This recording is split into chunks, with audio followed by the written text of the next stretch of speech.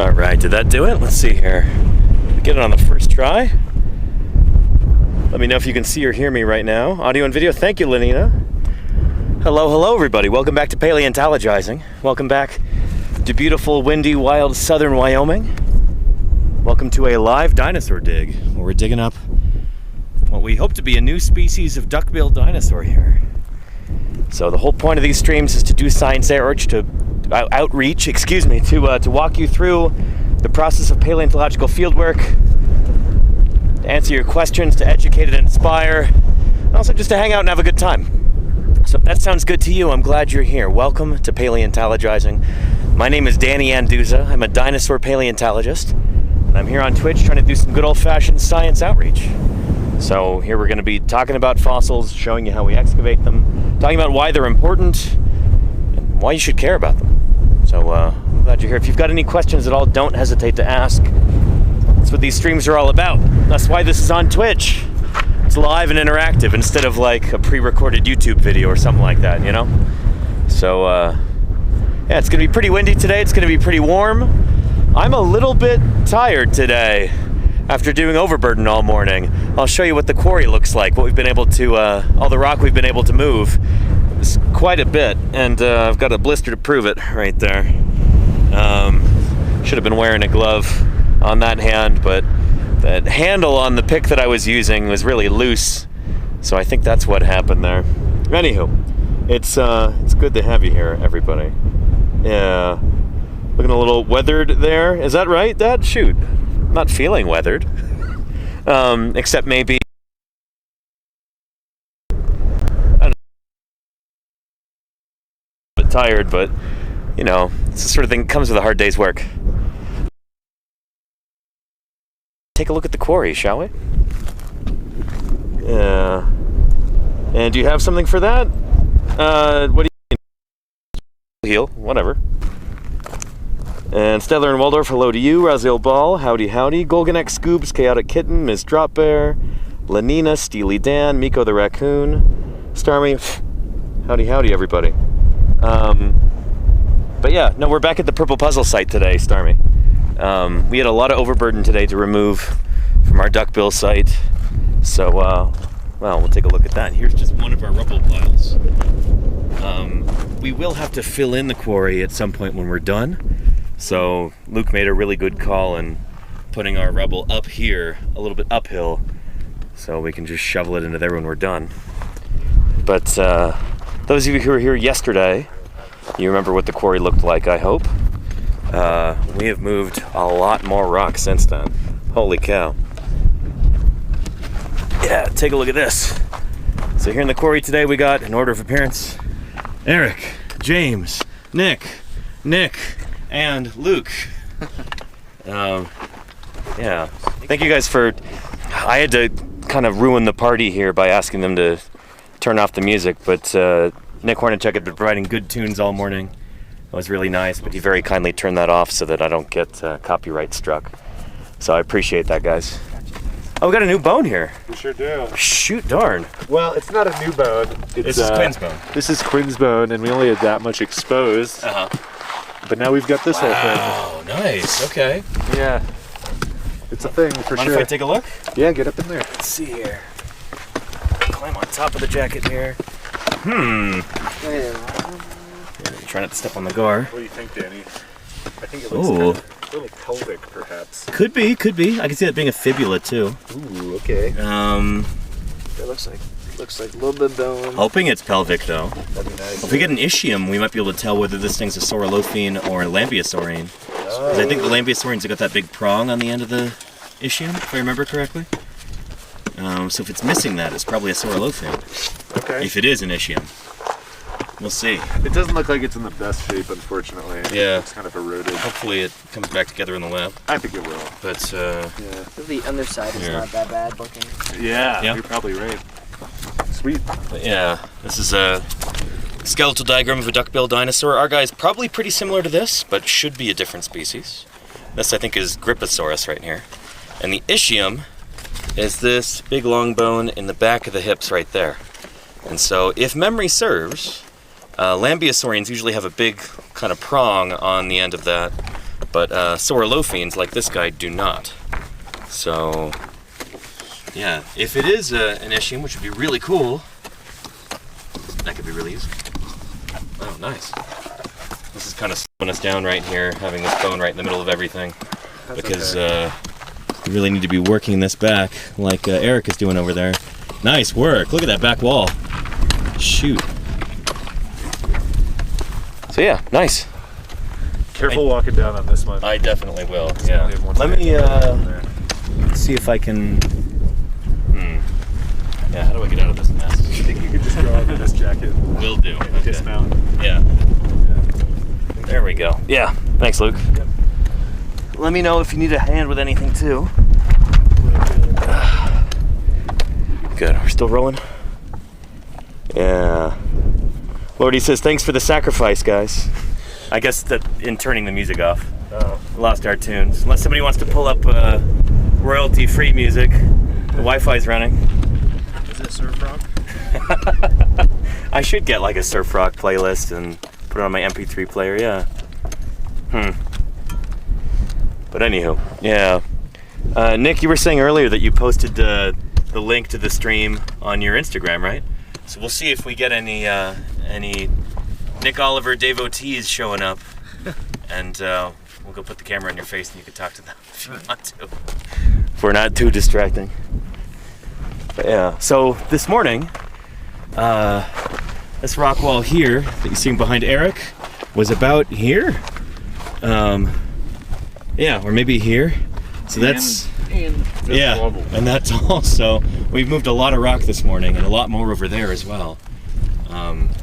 We've got a new pile going over here, and then this scree pile, look how tall that is at this point. It's a lot of rock moved. Holy moly. Yeah. But yeah.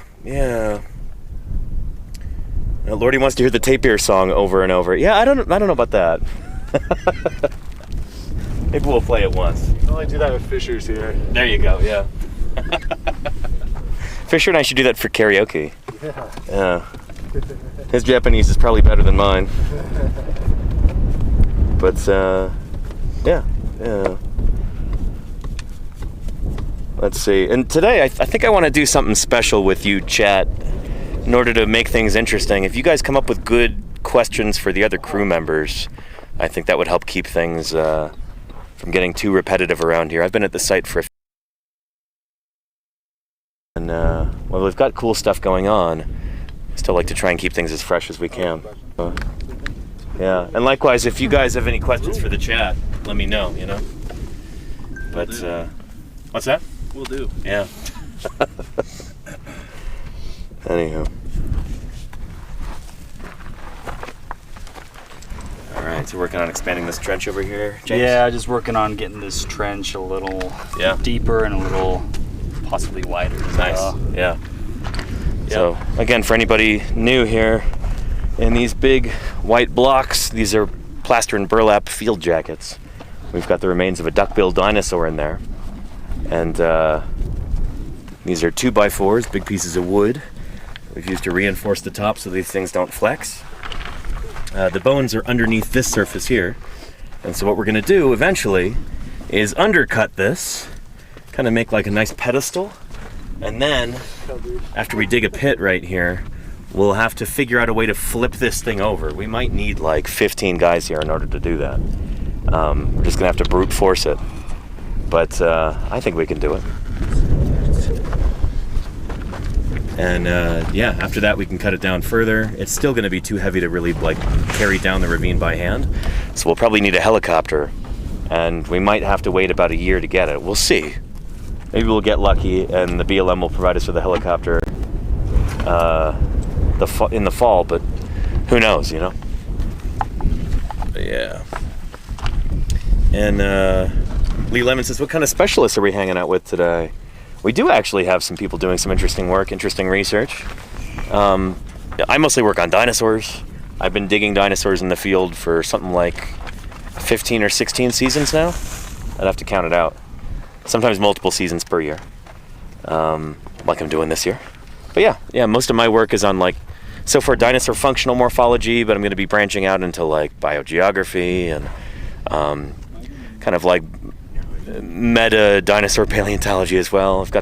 Well, we can talk about that another time. But yeah, we got Luke here, who Luke is going to be out in the field basically until like December this year. So, shoot, just a desert rat par excellence. Yeah, you might even be out at Lori's site with us later this summer, which would be really cool. If we could get out there for a few days, that would be awesome. That would be really Lori's cool. site is it's a pretty cool site. Yeah. So yeah, Luke does field paleo like here, which is pretty cool. Actually, just before this, you were out in the field, right? Yeah, I was. Let's see. For a while I was down in New Mexico doing a bunch of stuff in the Camp Rice Formation. Nice. We collected a big tortoise out of there, which was pretty cool. Camp Rice Formation. What age is that? It's I think it's 1.2 million years. Oh, it's like Pliocene or something like that? Yeah, Pliocene. Nice, okay. Yeah. Cool. And then after that, I was doing a project for the BLM at the Cleveland Lloyd Quarry in Utah. Near Elmo, Utah, right? Elmo, Utah, that's right. A lot of sheep out there. Oh, yeah. Yeah, the BLM is putting in a new building for the live exhibit around the quarry. So they needed excavation and stabilization of the surrounding area. Nice, yeah. So there, I'm going to be here for a couple weeks. Then I'm headed to do some Hell Creek stuff in North Dakota. Nice. And I think some Fort Union stuff as well. Then let's see. Then I'm going to Como Bluffs to do Jurassic stuff. Morrison Formation. Then heck yes. back up to the north of Wyoming to do some Lance Formation stuff. And then after that, it's a little ambiguous, I think. I might try and squeeze some tropic shale in there. Nice. Down in Utah? Yep. Yeah. And then probably some stuff down in Texas around Big Bend. All right, yeah. Yeah. Go to the south for when it gets cold. Exactly. Yeah. Flying south for the winter. Yep. Nice. Field work in Wyoming and Montana. Very nice. In June and July, and then you move south when it gets Yeah. when it gets too cold up there. Ash in the chat says, I hear they're big on tickling in Elmo, Utah. I don't know about that. Not a lot of people live there. Is that a tickle me Elmo joke? I presume it is. I don't think it's anything weirder than that, or I wouldn't have said it out loud. But yeah. Anywho, that's Luke. Everybody, Luke is boss man on the crew right now, so he's kind of been put in charge of this whole operation here at Purple Puzzle, and yeah, he's been a benevolent ruler thus far, but we'll see how the day progresses. People are commenting on the hats too. They said, "Oh, the hats are getting bigger." I think it's getting sunnier. It's definitely a bigger hat than you had yesterday. I pulled this one out when I know there's not going to be as much wind. Yeah, there you go. Yeah. Smart. Otherwise, it will be a few hills over very quickly. Like your sunglasses yesterday. Exactly. How did they actually fly off your head? Yeah, I was chasing the tarp down, and everything just blew off my head, and it didn't really click because I was just trying to get the tarp. Yeah. You're in the zone. Yeah, a few hours later, I was like, Shoot. Oh, wait, what happened to my sunglasses? Well, shout out to James for finding that earlier today. Shout out to James. Shout out to James in the chat here for finding sunglasses. Yeah. Of hats, there we got Nick Oliver there in the background. Can we bother you for a second, Nick? Sure. Yeah, tell us about what you're seeing stuff down in SoCal, right? Yeah, as far as paleo is concerned, I'm a jack of all trades, master of none. I work on Paleozoic invertebrates. Nice. Right now working on Cretaceous dinosaurs, but most of what I do when I work full time as a mitigation paleontologist is Nice. Pleistocene. Yeah. Pleistocene vertebrates. Now, I tell people a lot when they ask, like, what kinds of careers are there in paleontology? Like, they're kind of few and far between. But I try not to forget about mitigation paleontology or, like, site monitoring, that kind of thing. Do you think it'd be safe to say, Nick, that, like, maybe the majority of people who actually get paid to do paleo are in, like, remediation, monitoring, that kind of thing? Majority, Yeah. I think it's probably some crossover. I mean, Yeah. between academia and if you Yeah. count getting grants and funding for research as making a living, Yeah. but as far as industry is concerned, I think it's pretty unanimously mitigation. Nice. Yeah. Yeah, it's really good to have Nick here. He took out the. Can I talk about your? Yeah. So yeah, Nick brought out some it was a Winchester 3-03? 30-30, yeah. And then a Browning M1911 handgun. Classics. Yeah, yeah. Like just about as American as it gets. So that was a lot of fun. Yeah, just kind of doing some careful target practice, that kind of thing. Yeah. And we got Nick Hornacek up there from Pittsburgh. So yeah, you want to talk about what you do, Nick? Yeah, so where do I start? Currently I am a master's student at the Indiana University of Pennsylvania. That's not confusing. The Indiana University of Pennsylvania. Correct. So Nice. IUP for short. Yeah. There I'm working on my master's that I could talk just a little bit about. So I do paleobiogeography of South American hadrosauroids. Yeah. Using tip dating Bayesian methods. Nice. So a lot of stats work, a lot of reading, but it's pretty fun. Oh, we've got a shout out for IUP in the chat. Never Winter Fool says, yeah, IUP. Yeah. They know what's up. Yeah, nice. Big party school. So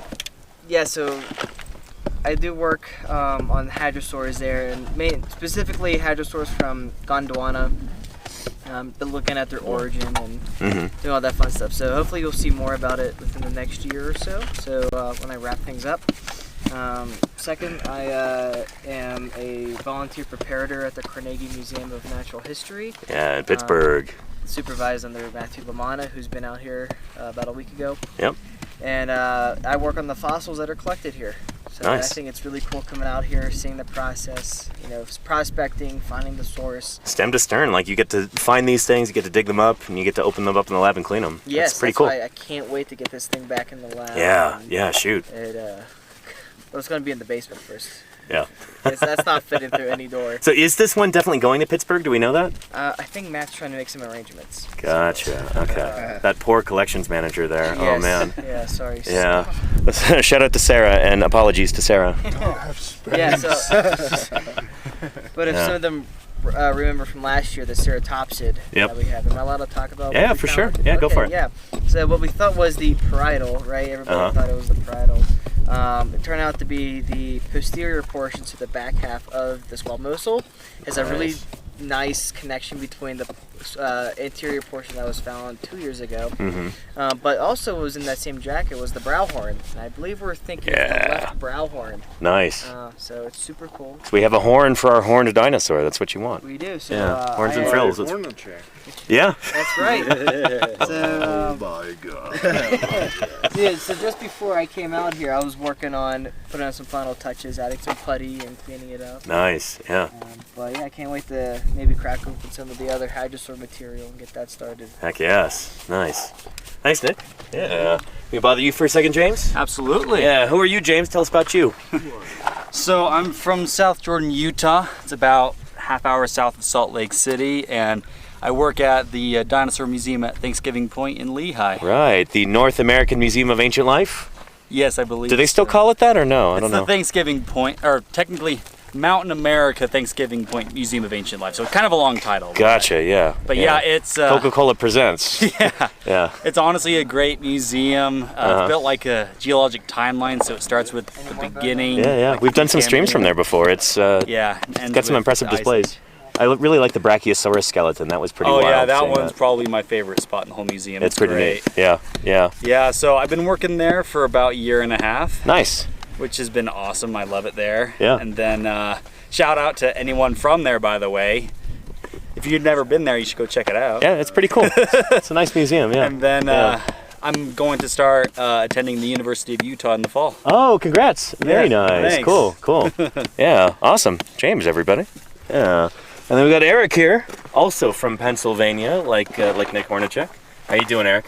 Good. How's everyone doing? I hope they're doing well. Let's see.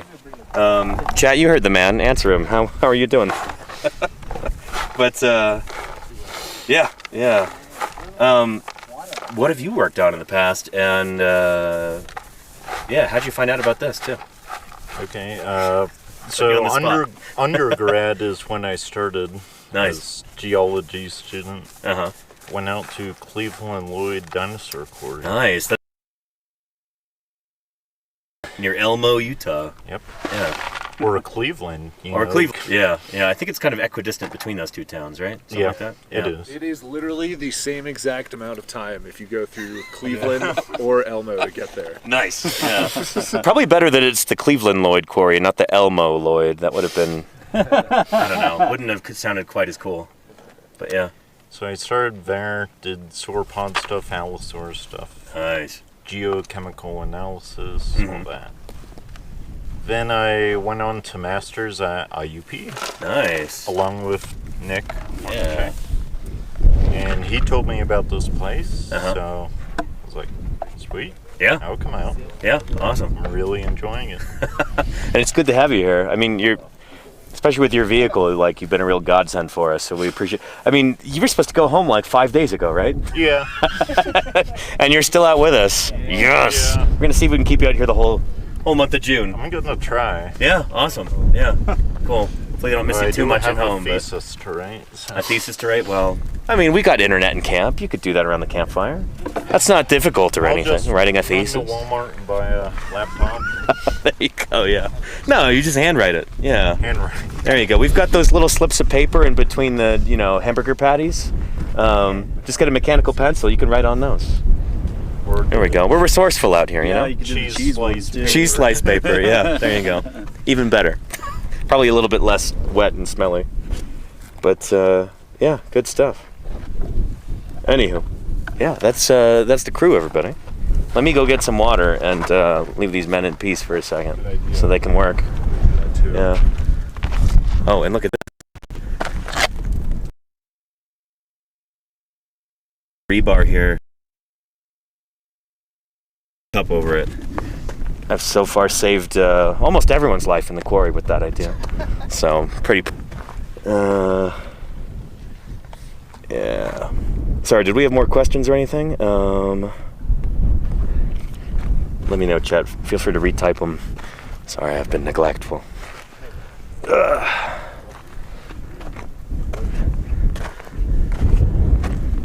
All right, and again, if anybody's wondering how in the world we can broadcast from the middle of nowhere in southern Wyoming, that's how.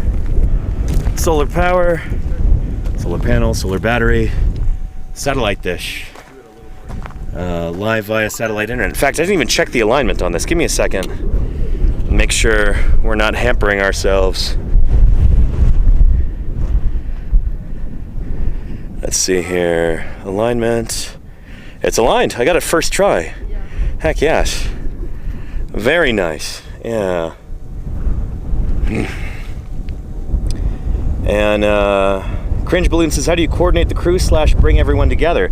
Good question. Yeah, so our expedition lead, Ethan Cowgill, sends out emails from about January through May to coordinate everything. People talk with him. This is all basically like an extended social network that we have out here, an IRL social network. Again, Ethan is our expedition leader, so everybody knows Ethan in some way. Yeah, whether it's through academia, whether it's through like personal friendships back in Utah or whatever. I met Ethan when I was in the field with him in 2022. I joined the Utah Geological Survey crew out at Doling's Bowl, digging up some iguanodont dinosaurs from the beginning of the Cretaceous period. And I met Ethan out there. He told me all about this field work that he organizes in Wyoming. And he's like, would you want to join us? And I said, yes, absolutely. Let's do that. That sounds incredibly exciting. Because these rocks are largely unexplored. There are 0 dinosaurs that have been named from the Almond Formation, so just about anybody that we find here is probably going to be new. And even if it's not new, it'd still be really scientifically important. So yeah. I jumped at the opportunity, and it's my 3rd year out here doing this work. So yeah, Ethan basically organizes it all. And then people find their way here. They drive in or they take a plane, they show up, and we put them to work. And no turn on red, thank you, Claire, for reposting this. Would it be more exciting to find a site with a whole bunch of small fossilized animals or one large fossil? It depends who we talk to, no turn on red. No U-turn on red, rather. Yeah, I think those of us at this site are kind of more excited about one big animal. That's why we're here. In fact, we're a little bit annoyed sometimes when we get smaller animals mixed in, like that gar that's really slowing us down. But yeah, there's other sites like Turtle Hill that I was at a couple days ago, and at Turtle Hill, it's just small critters left and right.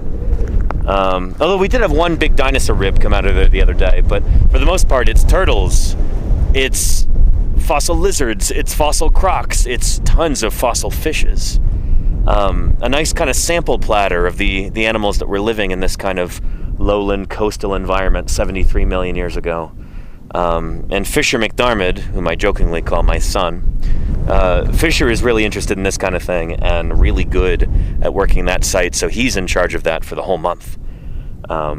There's also a ton of fossil plants there too, like we were talking about the other day. So yeah, Turtle Hill is our best kind of window into what this whole ecosystem looked like. But for the big, the big ticket animals, our big dinosaurs, we've got other sites. So far we're running, at the moment, we're running 2 sites like that. We're running this one, the Purple Puzzle Hadrosaur site. And there's also the Josh's Knoll Ankylosaur site. It's got a big armored dinosaur, and turns out other critters too, fossil fishes and stuff. We're getting a lot of gar. Gar are these really cool bony fishes with these neat bony armor scales on them. They're cool animals. They've been around since the Jurassic period. They thrived during the Cretaceous when these rocks were being laid down, and they are still alive today. We've got members of that same group. Their descendants are still around in the United States today, which is pretty awesome. States and I think Cuba and possibly Mexico, but I'd have to check on whether they exist in Mexico too. But yeah, and we all have a degree. Not all of us do. Godless Geos Rudent.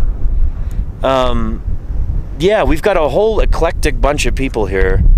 Some folks actually have training in paleontology. Some folks have their degrees. I've been doing this for a long time. A lot of experience with fieldwork, but we've got people who are brand new to this as well. I don't think we have any total newbies on this site because it's kind of a technical site, but we've got a lot over at the Ankylosaur site right now. So what's kind of cool is that this enterprise that we've got going here, this central Laramidia project, as we sometimes call it, this field program that he's put together, we can kind of act as like an incubator for young paleontologists, which I think is really neat. We're helping drive the science forward by letting people come out here and learn what paleo is all about, and they can see whether they want to pursue those studies in the future, maybe pursue a career in paleontology. Yeah, but even if they don't, their help is invaluable for us to be able to get these specimens out of the ground, collect our data, and try and figure out what this ancient environment was like 73 million years ago. Yeah. So what a great program he opened here. Seriously, yeah. I mean, I think about that all the time. Ethan started this, he's younger than me. I think Ethan just turned 25 or something? Ontogeny. I'd even be younger than that. But he started this when he was toward the beginning of his undergrad. Which is nuts, There are tenured professors who can go their entire careers and never start anything 10% as important as this field program here. And Ethan did this during his undergrad. Remember that name, Ethan Cowgill. He's already a mover and shaker, but just think about what he's going to accomplish over the course of his career. Danny, you're 20. Oh, thank you, Lenina. I forgot. Yeah, sorry, I'm so young I forget my age sometimes. And very cool, Geos Rudent, nice. Currently working toward a career in paleontology. Currently working on my bachelor's in geology. Very nice. That's excellent. Yeah. It's great to have you here in the chat. Let me know if you got any questions. Again, this is the sort of thing that I've dreamed about doing since I was a little kid, going out and digging up dinosaurs.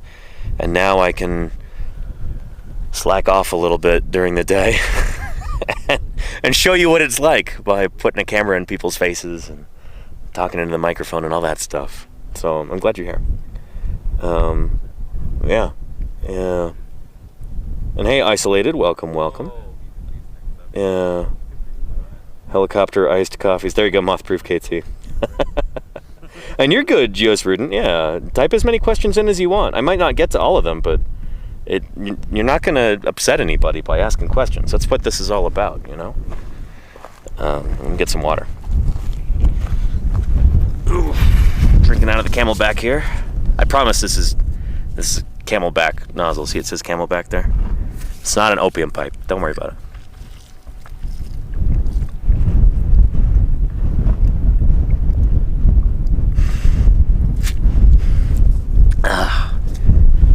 All right. It's important to stay hydrated out here because, shoot, what's our current humidity?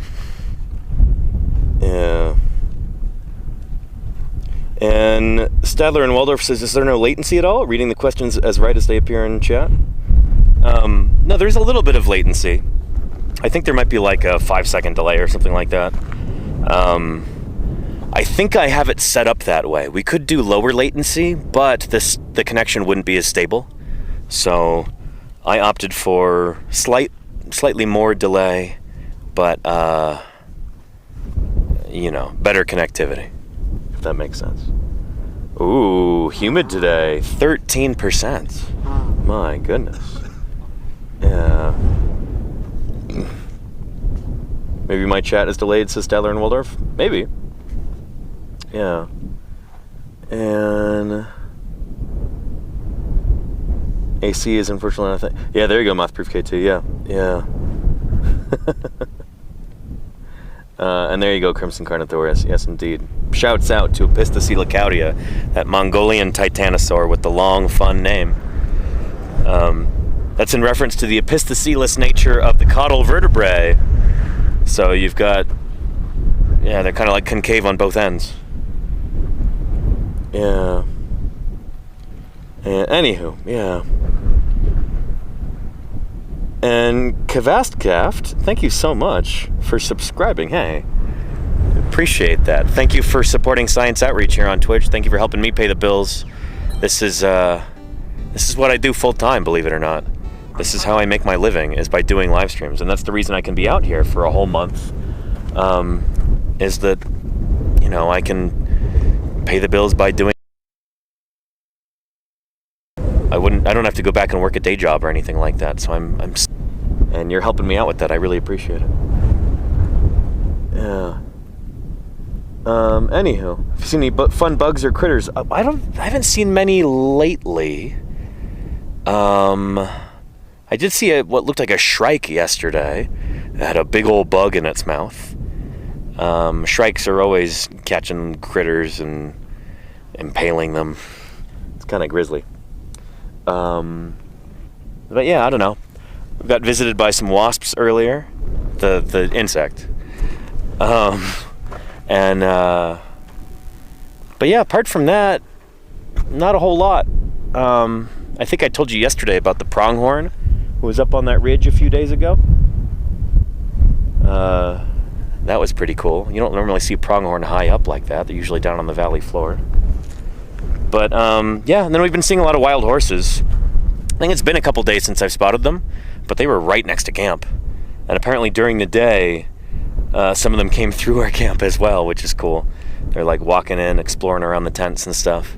But yeah, pretty special to see wild horses out here. It's like we're back in the Pleistocene, you know? Yeah. Anywho.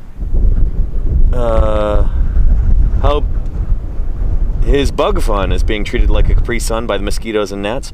Luckily, we've not really had them today. It's been a little too windy for gnats.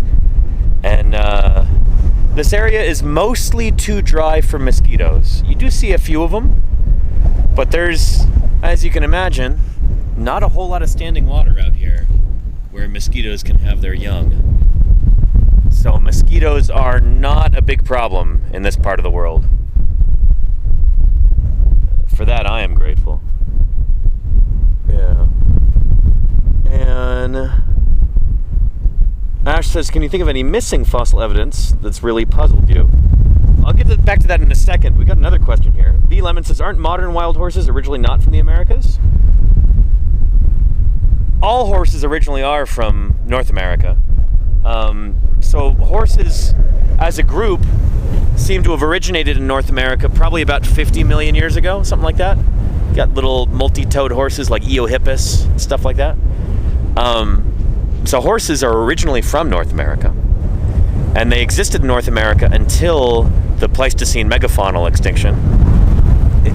Basically, around the same time or a little while after people show up in North America, across the land bridge from Asia, people show up and then all of these Pleistocene critters go extinct. It may or may not be caused by human overhunting and introduction of fire to the landscape and stuff, but mastodons, mammoths, saber-toothed cats, dire wolves, ground sloths, camels, and of course, horses. They all died out. Basically, most of the large land mammals in North America died off at that time. This is while the climate is warming after the end of the Ice Age, but I think people played a big role in that too. I suspect that's the case, through overhunting and the introduction of fire. So yeah, horses went extinct in North America, and then the Spanish reintroduced horses from Europe around the early 1500s, I want to say. Somebody might have the exact date on that. When horses were released into the wild. I think it was actually like native people here. They saw those horses that the Spanish had, and they're like, "Wow, those are pretty nice. We want some of those." And so they stole a bunch of them. And that's how you had horses reintroduced to North America, as I understand it. Yeah. And yeah. Let's see.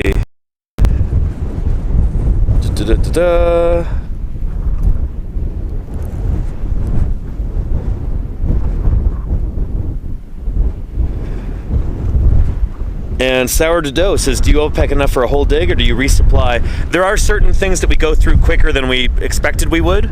And so periodically, a few times during the season, Ethan will take the big rental truck back to Salt Lake and pick up supplies. We'll also buy things in town if we need them. There's certain food items that might be particularly popular with a field crew, and so we go through more of them than we expected. But for the most part, we try and buy back, far from our field site where they're cheaper, so that we can make the most of our money. Our operating budget for this year, I think it's something like $15,000. That includes rental vehicles, food, gasoline, digging equipment, anything else that we need to buy like that. Yeah, so 15,000, something like that, for a whole month of excavations, and we're bringing back multiple huge dinosaurs for that much money, which is pretty cool. All right, now we have that other question from Ash. Can we think of any missing fossil evidence that in the past it's really puzzled you, or you simply wish you could fill in the gap in knowledge? Oh, sure, yeah.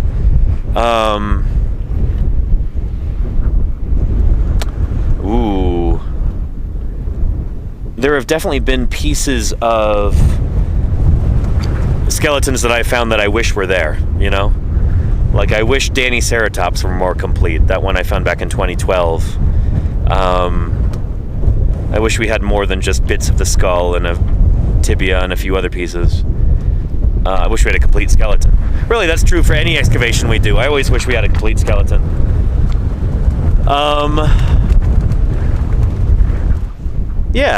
I don't know. In terms of our workout here this summer, I really wish we could find a tyrannosaur. That would be really cool, and that could answer a lot of questions, but we don't have any tyrannosaurs yet. We've got mostly duck-billed dinosaurs. We've got 2 ceratopsian sites now. One of them was just discovered the other day, baby ceratopsian. Hopefully we can find more of it there. They picked up all the pieces off the surface. Hopefully they can dig in and find more. And then, there's the ankylosaur site. But yeah, I don't know. Anything we get is exciting and important, you know? Yeah. And, oh, do I have dirt on my face? It happens out here, you know? Shoot. We're digging in the dirt all day. I've spent 4 hours this morning doing that. Yeah, don't worry about it. Field paleontology is not clean and tidy. It's not like lab work. Yeah. Bit of a black eye. I don't have a... Goodness. I'm trying to look at my reflection. Use the phone. Kind of wish chat would be a little bit less precious about this sort of thing, you know? Out in the field, we get dirty. That's how it goes. I had big dust goggles on earlier, and there's, dust flying everywhere as we're shoveling. That's just how it works. That better?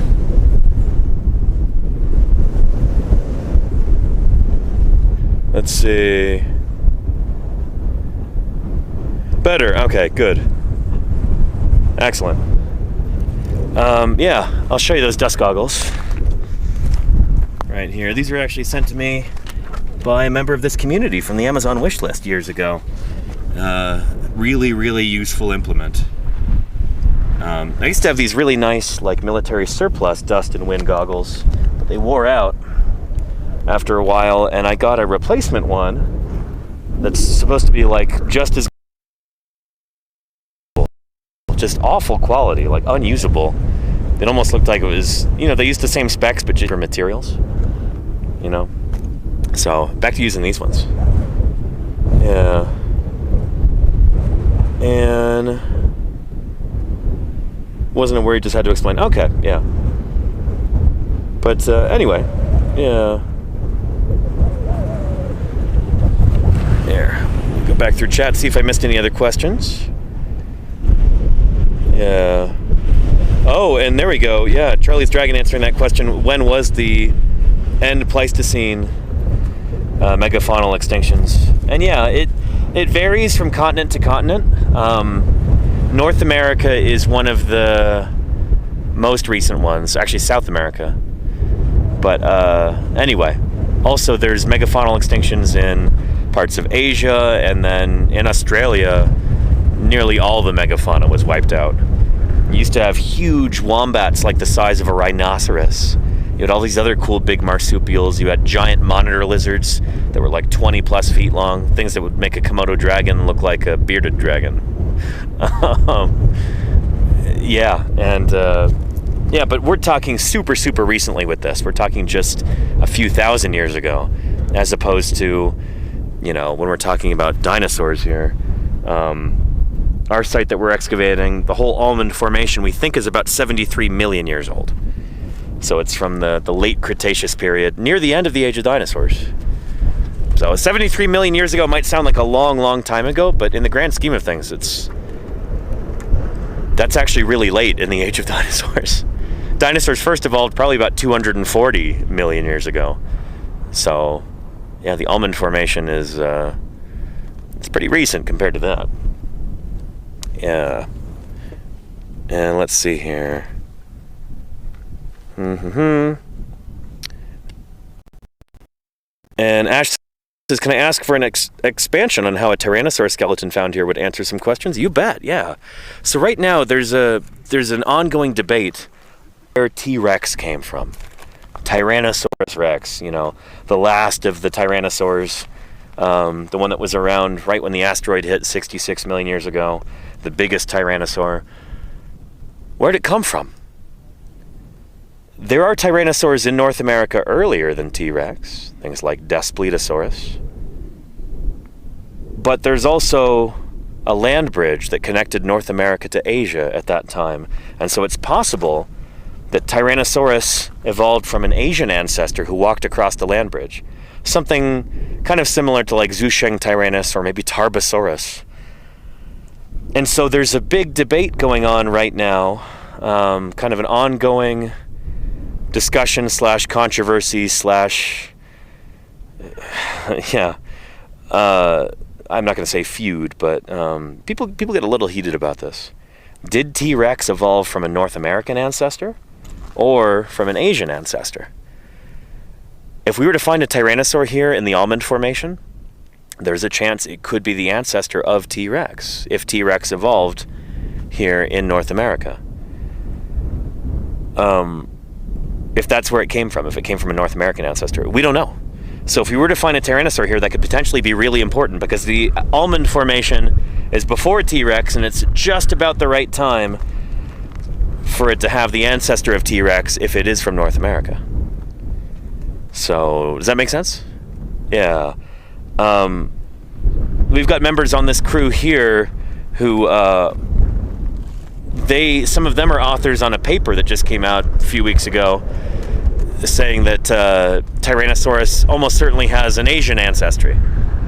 But other field crews that I've worked with, people like Denver Fowler and his cohort there in North Dakota, they think that they found the ancestor of T-Rex in Daspletosaurus from Montana. So yeah, the debate continues. If we were to find a Tyrannosaur here, that could be really important. It could help clarify that. Yeah. And looking well, thank you, Dr. Irrefutable. Appreciate that. Yeah.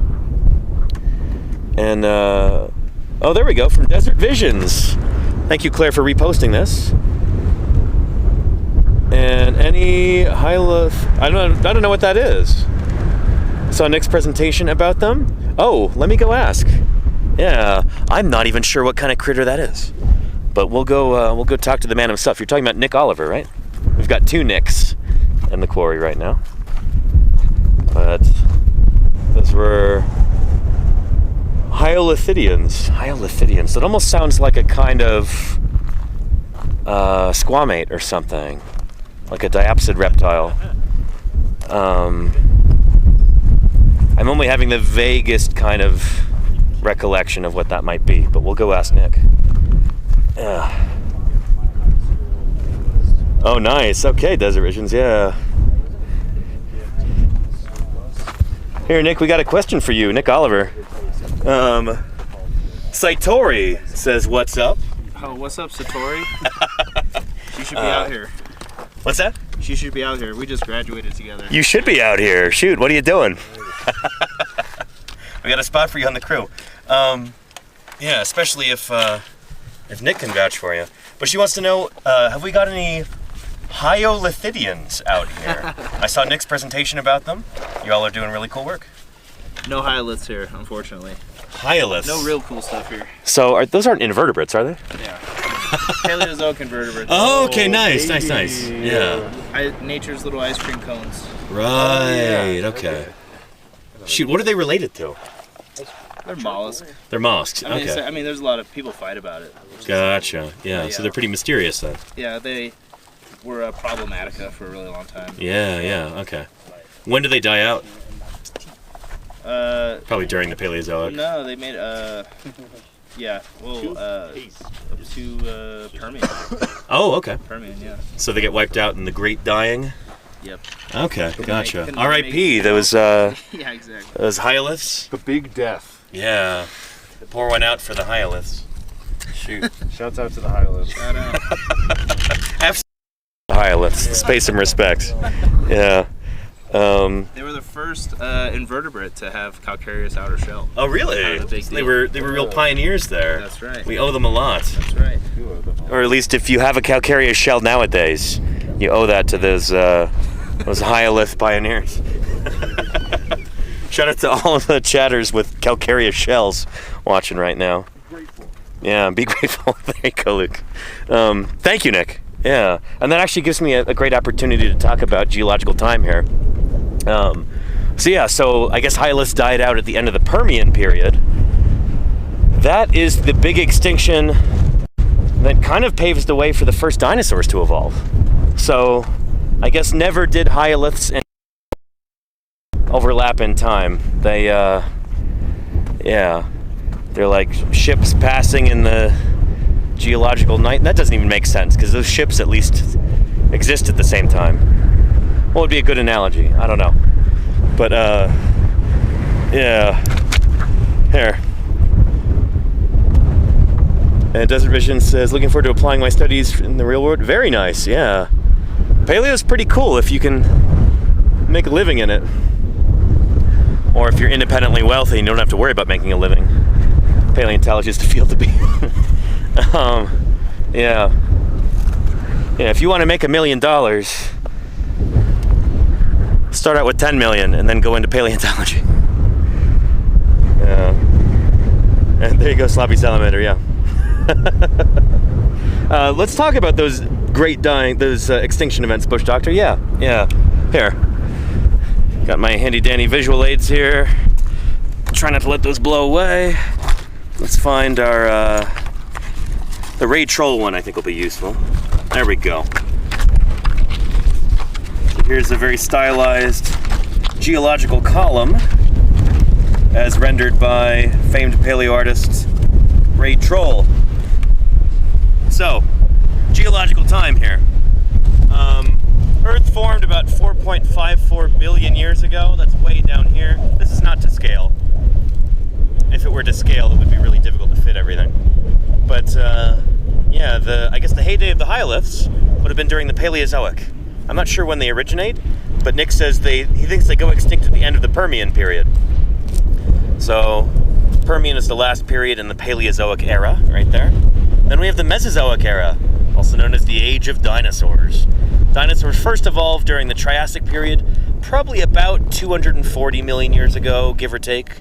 We still haven't found the very first dinosaurs, but they're probably in there somewhere. First ones we have are like 235 or something like that. They probably go back to at least 240, I would imagine. Anyway, then you've got the Jurassic and Cretaceous periods, and then after that, you've got this big extinction event at the end of the Cretaceous that wipes out all of the dinosaurs. Except for birds. Birds are dinosaurs, as all of you hopefully know. So dinosaurs are technically still around. But anyway, end of the Cretaceous. Then you get the Cenozoic era, the Age of Mammals. And we're up here at the top. There we go, up there. So yeah, you can kind of go down through the geological column and you'll find different fossils in different layers of rock that represent different ages. So there's a big extinction here, the Cretaceous Paleogene extinction, the KPG, Paleogene, and then Paleocene. It's a little confusing. Don't worry about it. Anyway, KPG extinction here, 66 million years ago. And then you've got a big extinction right here, gigantic extinction, the biggest one ever. It's like 90% of all life on Earth died out, including those poor hyolyths at the end of the Permian. So, kind of forming the boundary between the Paleozoic and Mesozoic eras. So anyway, these geological time periods and these geological eras here, they were defined way back in the day, in like the 1800s usually. Most of these were named back then, and that's based on the appearance and disappearance of different organisms in the fossil record.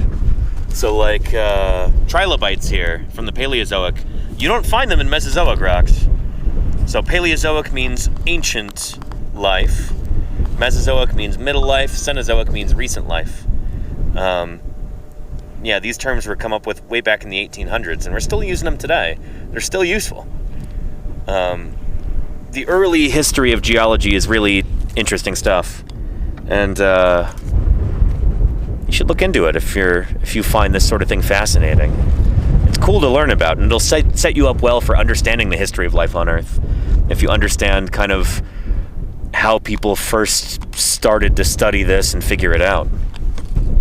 So, anywho, yeah, it's interesting. Like some of these dates, like the beginning and ends of these different geological time periods, might seem a little arbitrary, but they start to make more sense when you realize that, like, oh shoot, there's major groups of organisms that just go out of existence. They just disappear at the ends of some of these.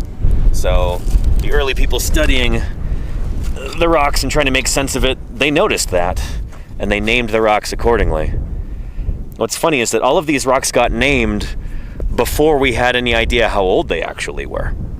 We knew that like the Triassic period was before the Jurassic, and that's before the Cretaceous because that's how the rocks are stacked. Triassic is lower, Jurassic is higher, Cretaceous is higher than that. But it wasn't until like the 1930s and then like the middle of the 20th century 40s and 50s that we actually could figure out exactly how old those rocks were by using radiometric dating. Before that, it was all relative. Oh, these ones are older than those ones. But with the advent of radiometric dating, we could actually put dates to them, figure out how old those rocks really are, when they got laid down. And then we're finally able to determine the age of the Earth. That's a really cool story. Just, you know, so many different parts of geology and paleontology are like, it's like a detective novel. You're trying to figure out what happened based on limited evidence. Some people really don't like that. I know a lot of people, a lot of scientists who are maybe very like mathematically driven. They really like the idea of precision and certainty. Maybe paleontology is not right for you if you're like that. But if you're okay with a little bit of ambiguity, if you're okay with mystery, if you're okay with limited information and trying to put together a puzzle when you're missing 3/4 of the pieces, maybe you'll enjoy paleontology. I certainly do. Let's see here. Looking through the chat.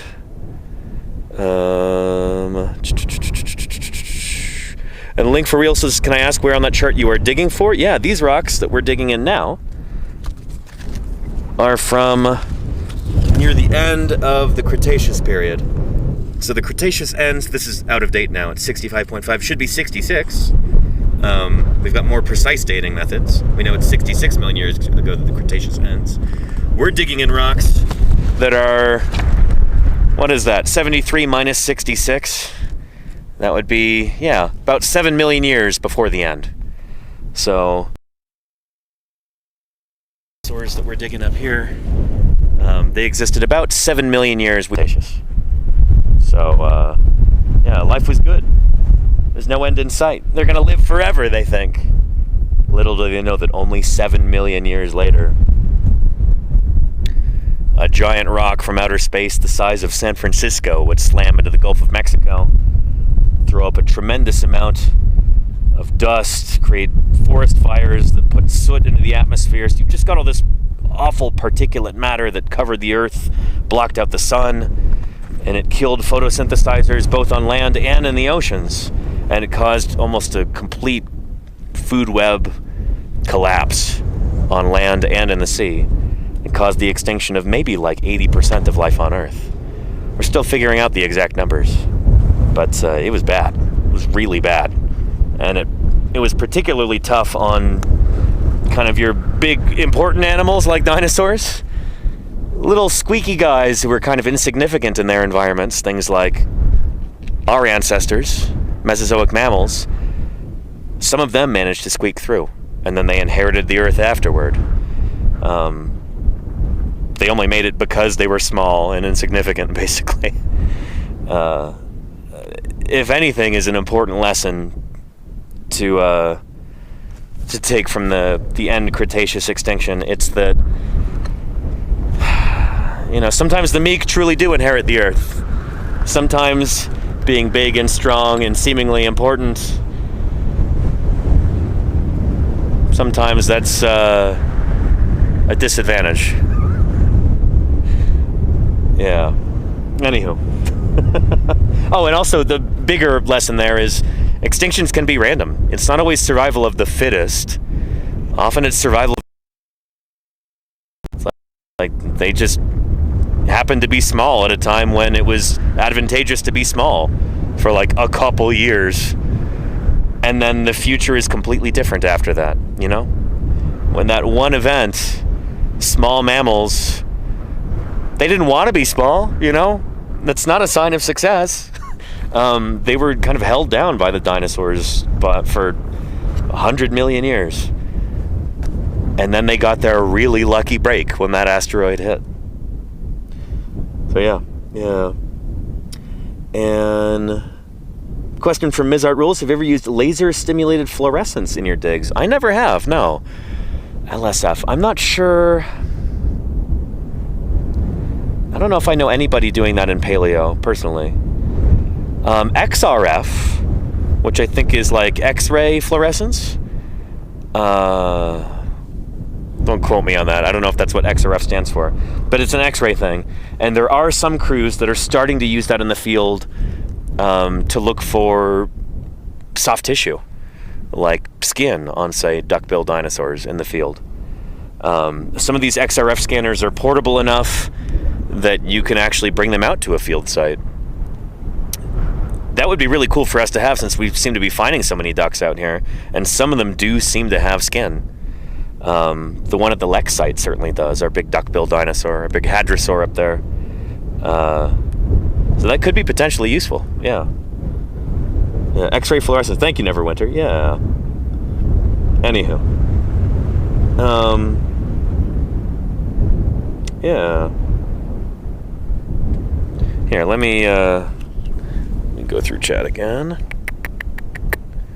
Critical hit chances, 100 dudes could probably take a dinosaur. I mean, well, they didn't exist at the same time, so not likely. It's like, yeah, you know that Simpsons episode with the monorail? Classic. And the kids are talking, the monorail guy goes to the school to get the kids excited about the monorail. It goes really fast. The kid goes, "Could it outrun the Flash?" And he goes, "Sure. You bet." And then another kid raises his hand and he goes, "Could Superman outrun the Flash?" And he goes, "Yeah, why not?" That's that kind of question. But yeah, let's see here.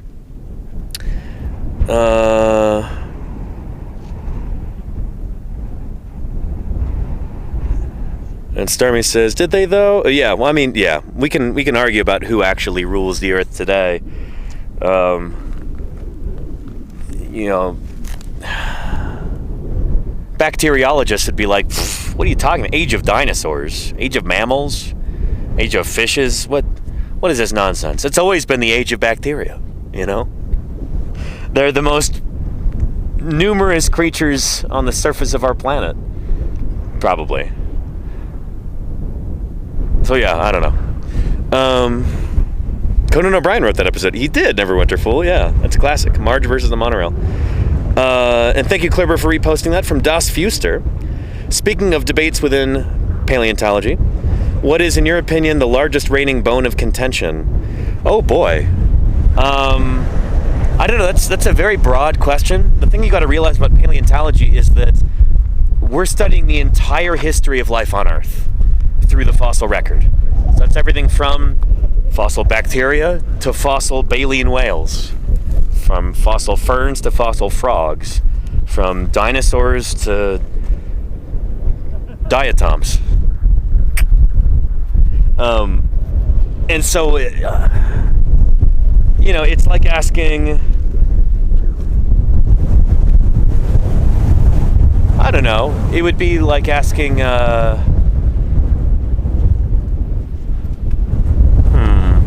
what's the biggest controversy in history right now? Like what? Well, you got to be more specific. I could narrow it down to like dinosaur paleontology, because that's what I study, that's what I publish in. Dinosaurs are my specialty.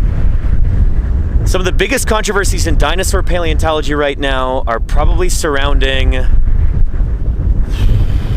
goodness, I would say probably debates around ontogeny, maybe. I think that will continue to be controversial. Whether certain dinosaurs are actually distinct species, or whether one species that has been named, one genus that has been named rather, oh, this wind, whether it's just a juvenile or an adult of a previously named taxon, genus or species. The whole Torosaurus Triceratops debate is, that's kind of a microcosm of this. We get that for a lot of different dinosaurs. Yeah, like, are these things actually different species? Or do these animals just change that much as they grow and mature that they almost look like different species? Yeah, that's a big one. And people are always arguing about theropod dinosaurs too, like tyrannosaurs.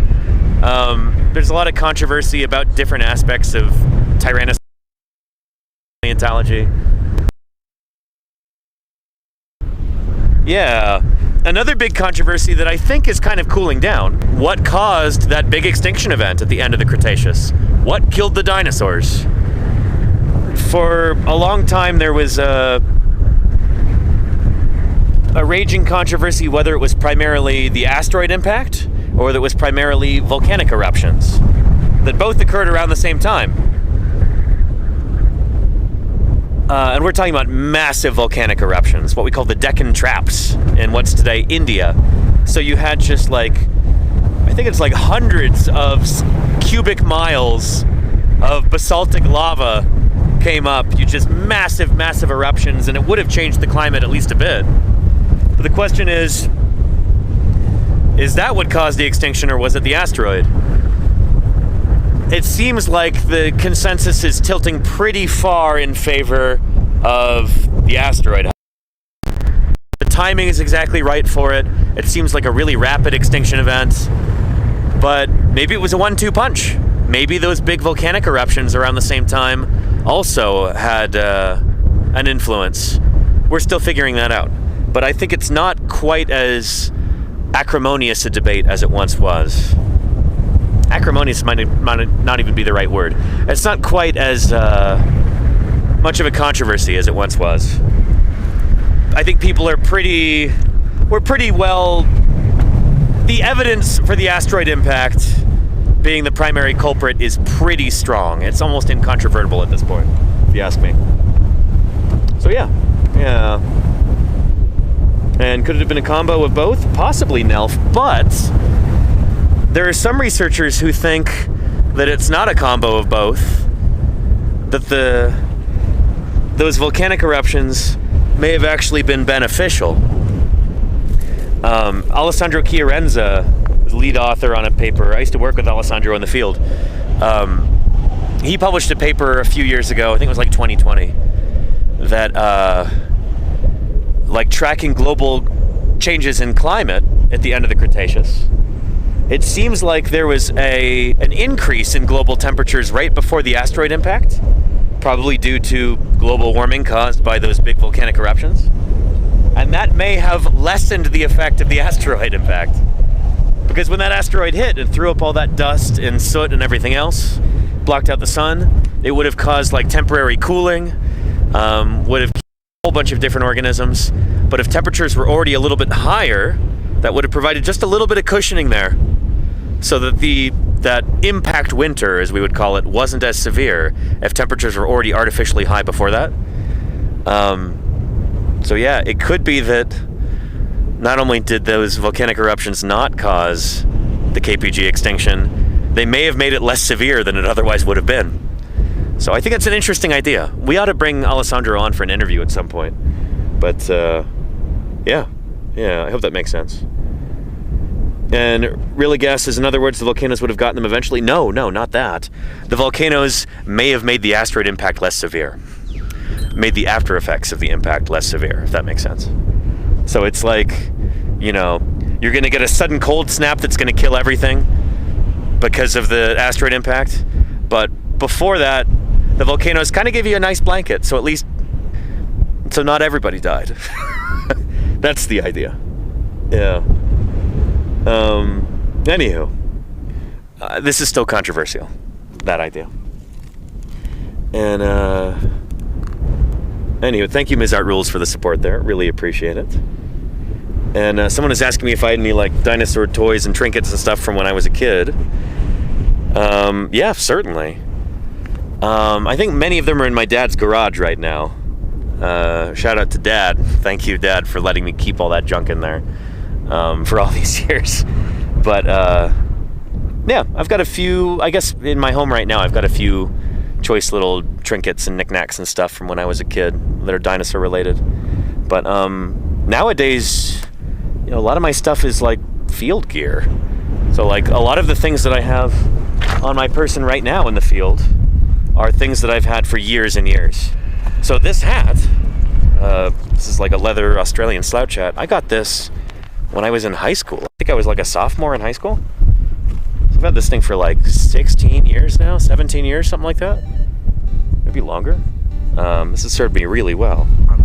And then a few other things like my rock hammer here. I've got a little 12-ounce chisel-edged Estwing rock hammer. I got this from my mom for my 12th birthday. And I've been using it every summer in the field. Every summer that I've been out in the field, I've used this. Lightweight, 12-ounce, you know, it's the same weight as like a soda can. About the same weight anyway. Yeah, this is kind of a prospecting hammer.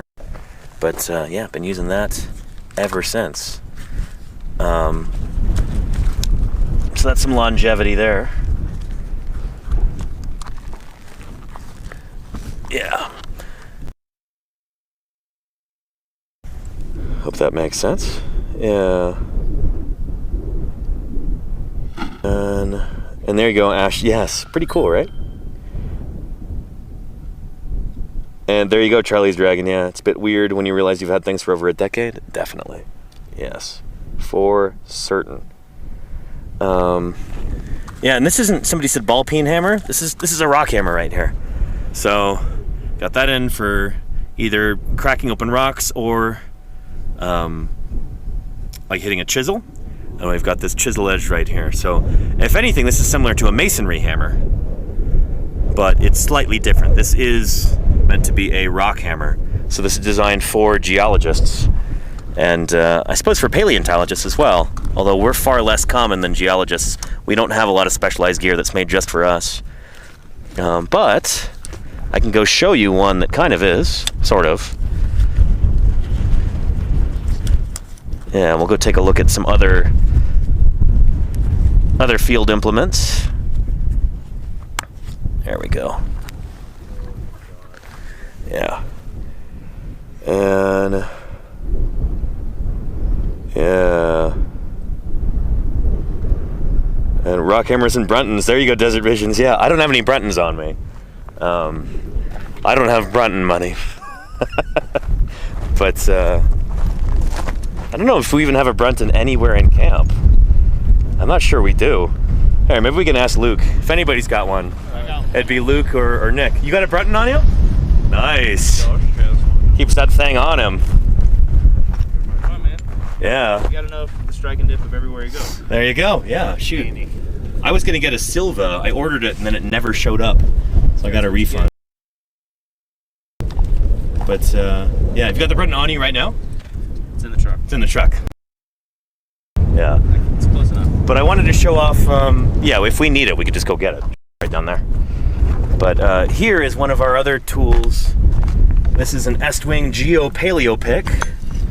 Estwing Geo / Paleo Pick. Look, it's new enough that that part hasn't even rubbed off yet. But yeah, so this is one of our tools that we use for doing overburden. So most of this up here was dealt with using this. With Museum of the Rockies, we used to call these super picks. That was Denver Fowler's name for it. He didn't like saying Geo Paleo Pick. But yeah, but nobody here knows what I'm talking about when I say super pick, so I call it a Geo Paleo Pick now. Yeah, so that's a specialty tool for geologists and paleontologists. Right here. Oh, what do we got? Gar scale. Ooh. That should go to, yeah, to Professor Oliver there. Let us Nice. know if you find more. Shoot, let's talk about that for a second. To your right there. So yeah, this is something that Nick has been looking for a while now. One that doesn't have glue on it. Tell us about that, Nick. Why do you need gar scales with no glue on them? Glue will contaminate the isotope analysis. Nice. You're gonna be doing some. Is it stable isotope analysis? Yes, these will be stable isotope analysis. Nice. So what did that tell us? If we you can do that kind of analysis here. So it'd be just stable carbon isotopes. Basically, ambient amount of carbon, either in the sedimentary system, which will reflect atmospheric conditions at the time. Gotcha. So it can help us like gain some information about climate or mean annual temperature, something like that. Yeah, like local local conditions, weather conditions, climate conditions, things like that. Nice. We can get a lot from the sediments, and it just it further highlights some of the refinement of the details. Gotcha. Of, the environment at that time. That makes sense. Yeah, we're getting it from a critter. Yeah. Cool. Awesome. How many you got so far in there? I got 2, 3, 4, 5, 7. Nice. All right. It's more than I asked for. Hopefully, I just needed some good isotopes. I hope so. Yeah. Awesome. Cool. Yeah. And Nightwing 91 says Professor Oliver rocks my world. One of your acolytes there, potentially? Yeah. Nice. Pumpkin the Cat says, so cool to see the progress on the dig. It's been a few days since I tuned in. Yeah, check it out. Look at all this rock that we've moved. So this morning, that canyon there that Nick's leg is in did not exist. Likewise over here, our back rock wall in the quarry was right here this morning. And now there, we were able to do a lot of digging, and I kind of wore myself out doing that. Got a nice battle scar right there. I'm using the geopaleo pick earlier. Oh, I want to show off the burpee pick too. Do you mind if I do that, Luke? Yeah, go for it. Yeah. We're talking about specialty tools. As I understand it, this pick right here was actually designed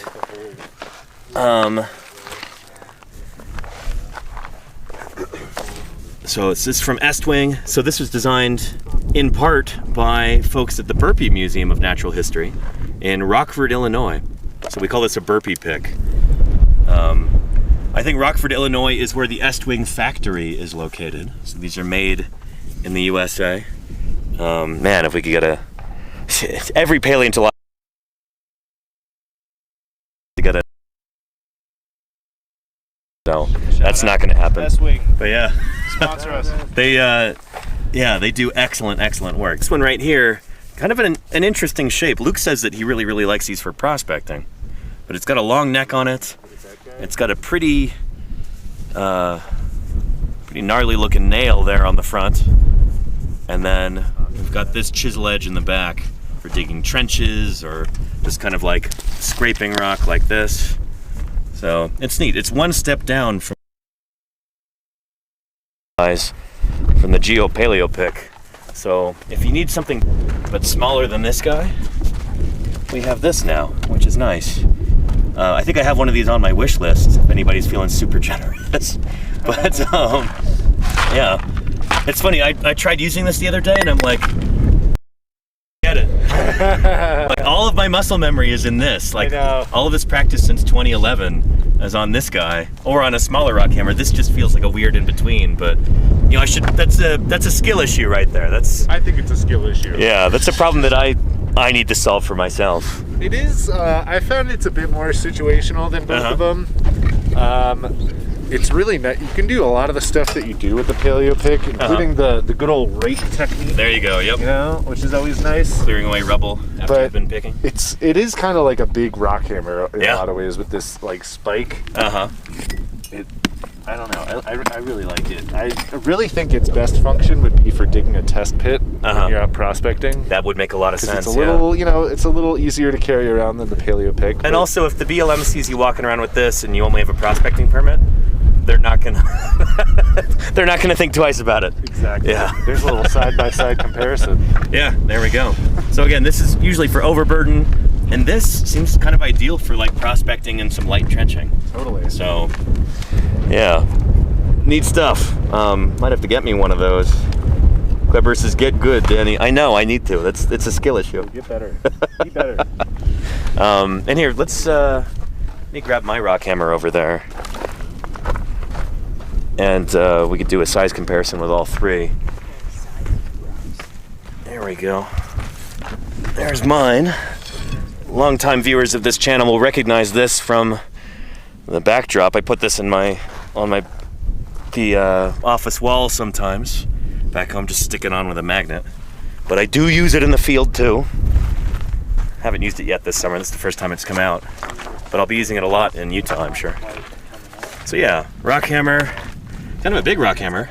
It's not burpee best pick, filter, it's geopaleo pick. weird stuff. It's really good for when stuff yeah. is super laminated. Whole assortment of different geological and paleontological tools here. Yeah. But yeah, and the leather handle looks really nice, yeah. As the what, rubber or vinyl ones? But it just looks so pretty, you know? Oh man. I had to get it. But yeah. And Ars Animus. Is that a Shawshank Redemption reference? Yeah, luckily we don't have to use these to escape from anywhere, but we do use them to liberate our dinosaurs here. Everything going okay? Anybody need a hand with anything? Am I okay to just keep yapping to the camera? Yap away. All right, cool. Thanks, Luke. Always want to make sure I check in. I was trying to really pull my weight this morning with all the picking and shoveling and try and make enough of a contribution before I got to go back to streaming. But yeah. And 419 viewers. Very nice. We're doing pretty well. And Geosrudent says, do you say you have published research? Process? Well, shoot, Nick has published research too, doesn't he? Nick, that thing you just got published recently? Me and a couple other authors published a paper on hyalids. Nice, okay, cool. From Newfoundland. Nice. Awesome. Was that difficult to do? It's one of the earlier papers you've done in your career so far, right? That's my fifth. Fifth, nice. So You've got more published papers than I do. Heck yeah. it's all co-authorship, so Yeah. I haven't led an authorship on anything yet. But yeah, I mean the process isn't too bad. It depends journal by journal. Yeah. Everyone has their own standard of what they want. And, Yep. some people you send it and it's fine, and then like this one took us about a year of going back and forth. Yeah, peer review can be a bear. Yeah. Yeah. So it wasn't too bad though. Nice, cool, congrats. What journal was it in? It was in the German Zoological Institute. Nice. Research Institute or something like that. Cool, I can't cool, remember exactly. Actually, I only know it's like translated German Oh, really? name because I can't. I That's don't not speak German, Nature so- Wissenschaften, is it? Or is it a different one? No, I think it's different. Okay, cool, yeah. I can find it for you later. That'd be cool, yeah. Put it in the chat, have everybody read it, get those, get those numbers up. Yeah, there might not be Google scholar. any numbers. Hyalids don't sit too high on the popularity board, so. Fair. Yeah. Oh boy, but I love hyalids. That's me. Yeah. But yeah. And Stadler and Waldorf, hey, good night to you. Thanks for being here. You sleep well. Yeah. And oh yeah. Oh, and I think somebody spotted a beer can over there. Oh yeah, we definitely found that here. Yeah, we do our best to pick up any litter that we find in the area. That's yeah, that's definitely how that happened.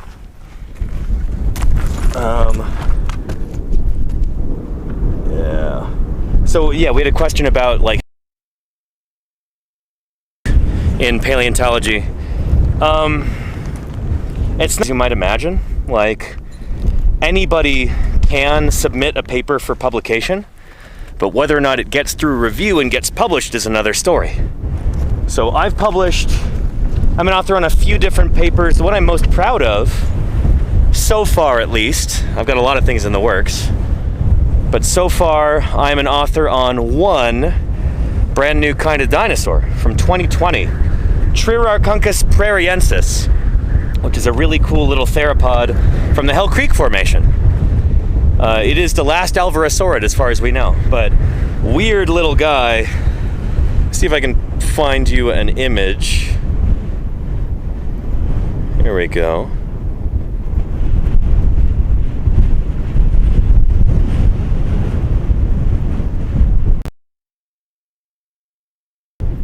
I'll find you Mononychus. See if I can find that image that I really like. Shoot, I don't know if it's here. I guess Google Chrome doesn't keep bookmarks. It should just come right up, the one that I really like. But here, I'm trying to find you one that will work decently well. Like, you'll be able to see what it is on the screen. Oh, there it is. Beautiful. Yes. So, this right here is Mononychus, which is, we think, sister taxon to Triarchunkus. So our dinosaur basically looks just like this. It's very, very, very, very similar. I think they're each other's closest relatives.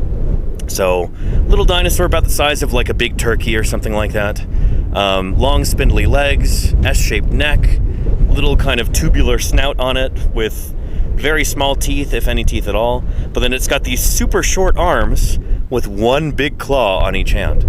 We don't know if our guy actually had two smaller auxiliary claws next to the one claw, but the name Mononychus means one claw. And Triarchunkus, which is the dinosaur that I'm an author on for the descriptive paper from 2020, Triarchunkus, the name means Captain Hook, in reference to those hook-like claws. Can I embiggen this? Yeah, there we go. So, super short, stubby arms with one giant, stupid claw on each hand. Just wild animal. It's what a crazy-looking critter, you know?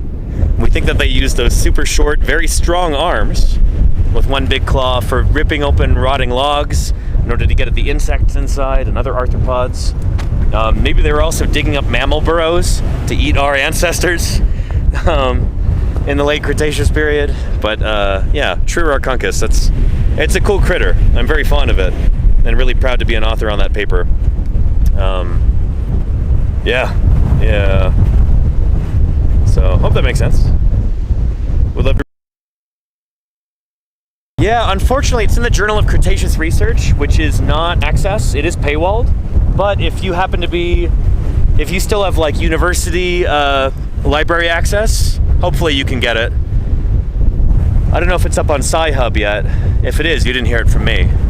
But yeah, you definitely didn't hear me say, search for that paper on Sci-Hub to get it freely available so you can read it. You know, power to the people, science should be free, all that stuff. You didn't hear me say that. Certainly not. But yeah. And Iacane Vauda says, man, I bet our ancestors were delicious. Yeah, a little fuzzy and warm. It's like eating little shrews or mice, you know? Who doesn't love that? Yeah. And sorry, the wind picked up. What was that, Danny? Very funny, Claire. Yeah. And how many dinosaurs are represented with feathers now? Asked Sourdough. Great question. Shoot. I wish I don't know if I made a dinosaur tree of life. A dinosaur tree one. I don't think I did. Shoot. We now know that a lot of different dinosaurs had feathers on both major sides of the dinosaur family tree. So we have them for ornithischians, the so-called bird-hipped dinosaurs, and we've got feathers mostly on the saurischians, especially theropods, the lizard-hipped dinosaurs. It's confusing. Birds didn't evolve from the bird-hipped dinosaurs. They evolved from the lizard-hipped dinosaurs. Birds are a kind of theropod dinosaur. Lizard-hipped. It's a long story. But anyway, we've got feathers. Most of the dinosaurs that we know of that had feathers were theropods, like two-legged, mostly meat-eating dinosaurs, and that's the group that birds evolved from. So it should be no surprise that feathers are on theropods. That's where birds came from. And feathers are not a bird thing, not originally. They're a dinosaur feature. There's something that dinosaurs evolved that birds just inherited later on, after evolving from theropods. So, yeah, birds got really lucky, so to speak. But what's intriguing is we also have what seem to be feathers on the other side of the dinosaur family tree, on like ornithischian dinosaurs like Culindodromeus. And maybe if Psittacosaurus, if those quill things on its tail are real, those could be feathers, or maybe something very similar. Could be homologous to feathers. So, yeah, it could be We're still trying to figure this out. It could very well be that feathers are a universal dinosaur trait. That, like, the ancestor of all dinosaurs had feathers. Small, like, simple hair-like feathers, kind of like you see on a kiwi bird, something like that. It could be that all dinosaurs had that originally, and then certain groups of dinosaurs, like, say, your sauropods, your big big four-legged, long-necked plant eaters, like our Apatosaurus emotes. It could be that that group lost feathers. They're like, we don't need this, we're getting rid of it, essentially. That could also be true for the ceratopsid dinosaurs and other groups. But it could be that feathers are like an ancestral dinosaur trait, and if they don't show up in certain dinosaur groups, that's because those dinosaurs specifically lost those. They did away with them. They got rid of them. But we're still figuring some of this stuff out. And Flug Fisco says, did T-Rex have feathers? I think so, yeah. I suspect that Tyrannosaurus probably did have feathers, but maybe not for its whole life. That's the thing that people forget about T-Rex. You know, they think, oh, T-Rex, big meat-eating dinosaurs, the biggest one around. But they don't start off that way. They hatch out of an egg that's, like, smaller than a football. So they go from being, you know, an animal that you could hold in the palm of your hand, basically, to an animal that's 40 feet long, you know, like 12 meters, and may have weighed 5 or 6 tons. They go through a lot of changes during their ontogeny, during their life history, from hatchling to adult. And so I suspect that young Tyrannosaurus probably did have feathers just to keep warm. And then maybe later on, they would have lost them through their life cycle, just because you get really big and suddenly keeping warm is not your concern. You want to stay cool. And so getting rid of those feathers over time, as they get bigger and bigger, they've got a larger and larger body mass, they retain more heat, they might want to get rid of that. In the same way that, like, think about an elephant. If you've ever been lucky enough to see a baby elephant at the zoo up close, then they're kind of hairy. They lose a lot of that as they grow. Because adult elephants, they live in hot climates, they're warm-blooded, they generate a ton of body heat, they need to stay cool. And so they get rid of that hair as they grow. I suspect T-Rex is probably the same way, but that's a guess. That's speculative. Speculation. We don't know for sure yet. The way to test that idea is to go out and find more fossils. And maybe if we get really, really lucky, we can find a Tyrannosaurus with great big patches of preserved skin on it. And maybe there will be feathers and maybe there won't be. We do have a couple of patches of T-Rex skin, but they're very small, and they don't tell us as much as we would like. What would be incredible would be to find basically like a mummified young T-Rex. I suspect it would have feathers, but who knows? We'll see. Yeah, Brosov, hey, thank you for the subscription. I appreciate that, Prime. Thank you. Welcome to Paleontologizing. Yeah. And Raziel Ball says, I've also lost hair as I've grown. Well, there you go. You might have that in common with T-Rex. Yeah. And Fluke says, no hairy dinosaurs. Interesting. Yeah, so some of these dinosaurs, if you were to go back in a time machine and see some of the feathered ones, especially things like Sinosauropteryx or maybe Eutyrannus, you might think, oh yeah, that dinosaur's got hair. But it's not actually hair, it was feathers, very hair-like simple feathers.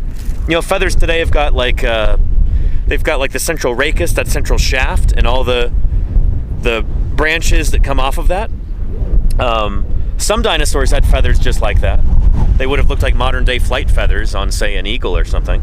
But you go back further in the dinosaur family tree, further from birds, and the feathers get really simplified. They just look like a single filament, like a hair.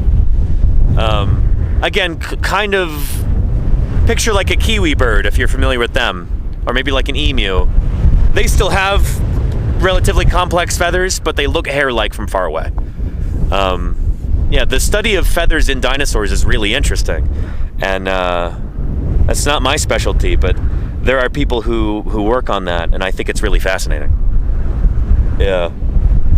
And Squiggle says, look at a kiwi, it doesn't look feathered. Yeah, it looks almost like it's covered with brown hair, fur, but those are feathers. A lot of dinosaurs would have been the same way. And Evane says, how did dinosaurs groom their feathers? They don't have a beak to sort them. Some dinosaurs did have beaks.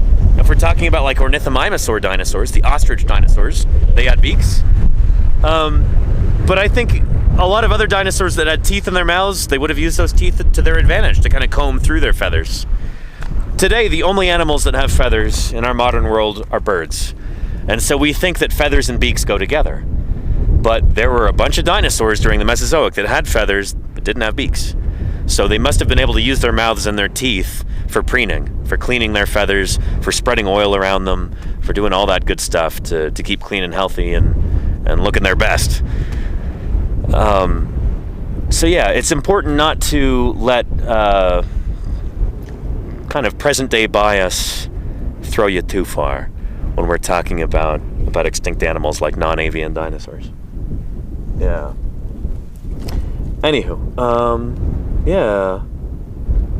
And Jody Fish says, here's a stretch. Could it be that the feathers were altered up the line to ankylosaurids and family to form the scutes? That's an interesting idea, Jody Fish. I don't think it's very likely. But that's the thing, is that well, no, because those are bones in your Thyreophorans dinosaurs, your stegosaurs and your Scutellosaurus, Scelidosaurus, and ankylosaurs too. Those are actual bones, like, that the armor is made out of, osteoderms. Feathers are not made of bone. But those osteoderms were also covered by keratin, and that is one of the same structures that makes up feathers. I think the rachis, that central shaft of feathers, is also keratin. It's nice that the wind died down for a minute. Watch, it'll come back with a vengeance in a second here. But yeah, but I like the way you're thinking about this, where, you know, we try and find what we call homologous structures in different organisms. Homologous, or homology, that just means that it's the same thing. It comes from the same thing. So like, what would be a good example? My hand right here is homologous. It's the same structure as the flipper of a humpback whale. It's got the same finger bones in it, but they've been exapted for different purposes. They've evolved and, you know, to fulfill a different role. So a humpback whale will use those great big flippers of it that it has for propelling itself through the water, for changing direction, for maneuvering, all that good stuff. I use my hands for digging up dinosaurs and for swinging a pick and then getting blisters like that. So it's structure, it's homologous. Homo means same. That's how you can remember. It's homologous. Feathers in dinosaurs, it seems like feathers and scales might be homologous in the sense that, like, they've got the same kind of developmental pathway. So like when an embryo is developing, there's different cells that form, and then they form different structures. It could be that the cells of feathers and the cells of scales are kind of the same thing. They're just like altered in different ways to make them look and feel and behave so differently. Yeah, does that make sense? Anywho. But yeah. And yeah, heels, kind of like analogous, but different. So analogous, like Claire was saying, analogous means that they are different, but we're using them to, you know, kind of think differently. Homologous means they are the same thing. Does that make sense? So think about it this way. My hand and the flipper of a humpback whale are homologous. They're the same structure, same finger bones in there. You can label them. You've got the same bones. They're just evolved for different purposes. They've adapted for different purposes. However, the wing of a bird and the wing of a dragonfly are not homologous. Those are very different. Where a bird's wing is made of its hand and its arm, and with an insect like a deer, you know, they've got 6 legs to start with, and then they've got 2 sets of wings, 4 wings total. It's a totally different thing for them. They don't have bones in there, for instance, in the same way that a bird has bones in its wings. So the wing of a dragonfly and a bird, those are analogous structures. you know, they are similar conceptually, I guess. They're both wings. We call them wings. They're used for semi-similar purposes, but they're not homologous. It's not the same bones in there. It's not the same structure. Does that make sense? Yeah. You bet, Heels. Good question. Yeah. And Nightwing says, my mama said dinosaurs are ornery because I got all them teeth and no toothbrush. Where have I heard that before, Nightwing? Yeah, the cool thing about dinosaurs and their teeth is that, much like alligators, they'd replace them all the time. So, I don't know, a given dinosaur with teeth, like say, we'll go with Tyrannosaurus again, because why not? They would go through probably a whole mouthful of teeth about once a year. So any one given tooth in the mouth would only stick around for about a year. There's another tooth that comes up underneath it and pushes the old one out. Sometimes teeth break, sometimes they fall out during a fight or during feeding or something, and then it takes a while for the new tooth to replace it. But sometimes if the tooth is sticking around, the old tooth will just slowly push it out.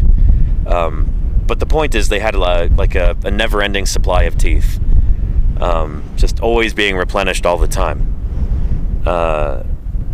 Which sounds really cool. You know, there are probably people in the chat going, I wish I had that. Got all these dental problems. But it's very different for reptiles like dinosaurs than it is for us mammals. So reptiles, they tend not to have as complicated teeth as mammals do, and they tend not to be as high quality. So for mammals like us, we've got a very precise kind of bite, where our teeth, you know, if they're straight, and they're arranged the way they're supposed to be, you've got like micron scale occlusion there. So your teeth line up like perfectly for biting, for chewing, for all that stuff.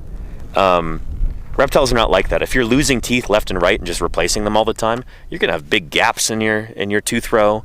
You're not gonna have that kind of micron scale precise occlusion, and so it's a trade-off. As mammals, long ago in our ancestry, like during the age of dinosaurs, mammals switched from having a constant supply of teeth. Actually, it might have even been earlier than that in the synapsid line. But anyway, the point is, rather than having quantity of teeth, they went for quality. So just 2 sets of teeth for your entire life, and then you're done. No more teeth. But they were really, really good while they lasted. With dinosaurs and other reptiles like that, you know, they've got new teeth all the time, but they're not as high quality. Does that make sense? Yeah. Yeah. And Charlie's Dragon says, I think there's been dinosaurs found with infected teeth.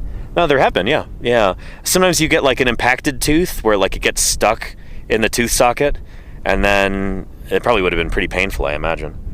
Or sometimes like there's something that happens where that tooth socket just no longer extruding teeth. Yeah. But Claire Burr, I think you're thinking of the holes in the back of Sue's jaws, the lower jaws. We see that in some other Tyrannosaurus specimens too. And we don't know what that is. Just like big holes in the back of the jaw bones, like in your angular and cerangular.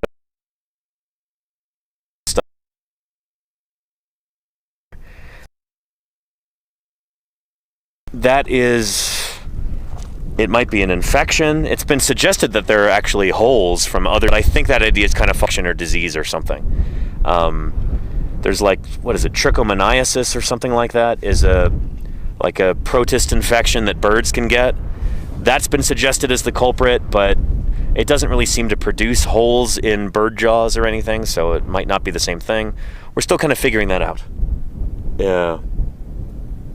But yeah.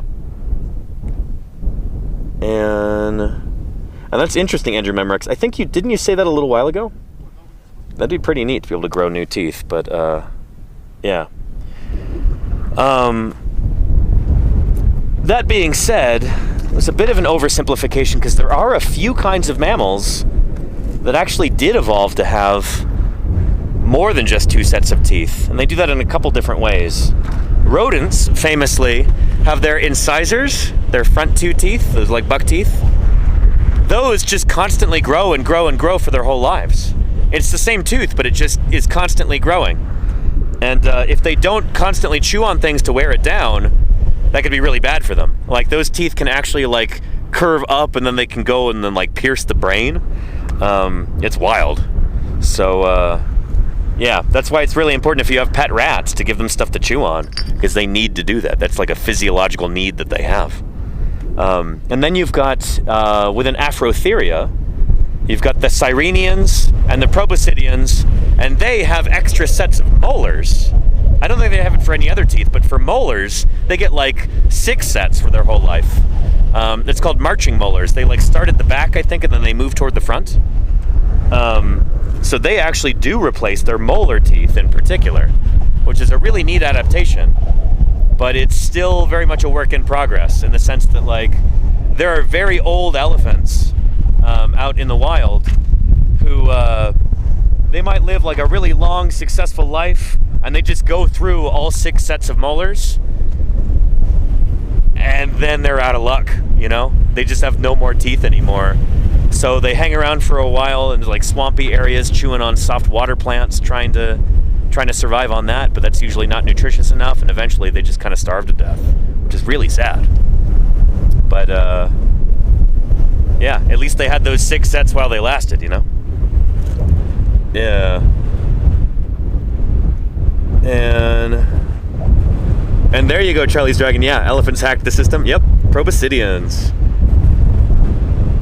Yeah. And Andrew Memrick says, I lost one of my teeth to a really hard peanut. Cracked my tooth in half. I'm sorry to hear that. We had a crew member who lost part of a tooth in camp. He was chewing on a soft piece of cheese. I don't want to single him out, but yeah.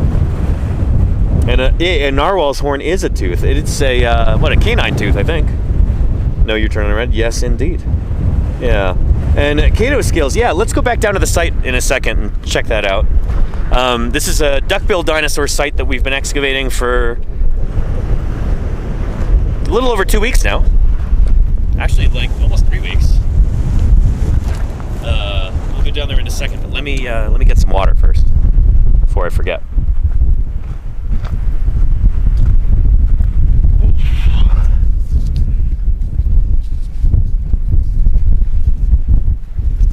To anybody who's just joining us, welcome to Paleontologizing. My name is Danny Anduza. I'm a dinosaur paleontologist. So I work on dinosaurs, I publish on them in the scientific literature, and during the summers I dig up dinosaurs. We're doing that here in southern Wyoming right now with a crew of paleontologists and volunteers, where at this site, the Purple Puzzle Hadrosaur site, we're digging up a duckbill dinosaur, and we've got reason to believe that it's probably a new species.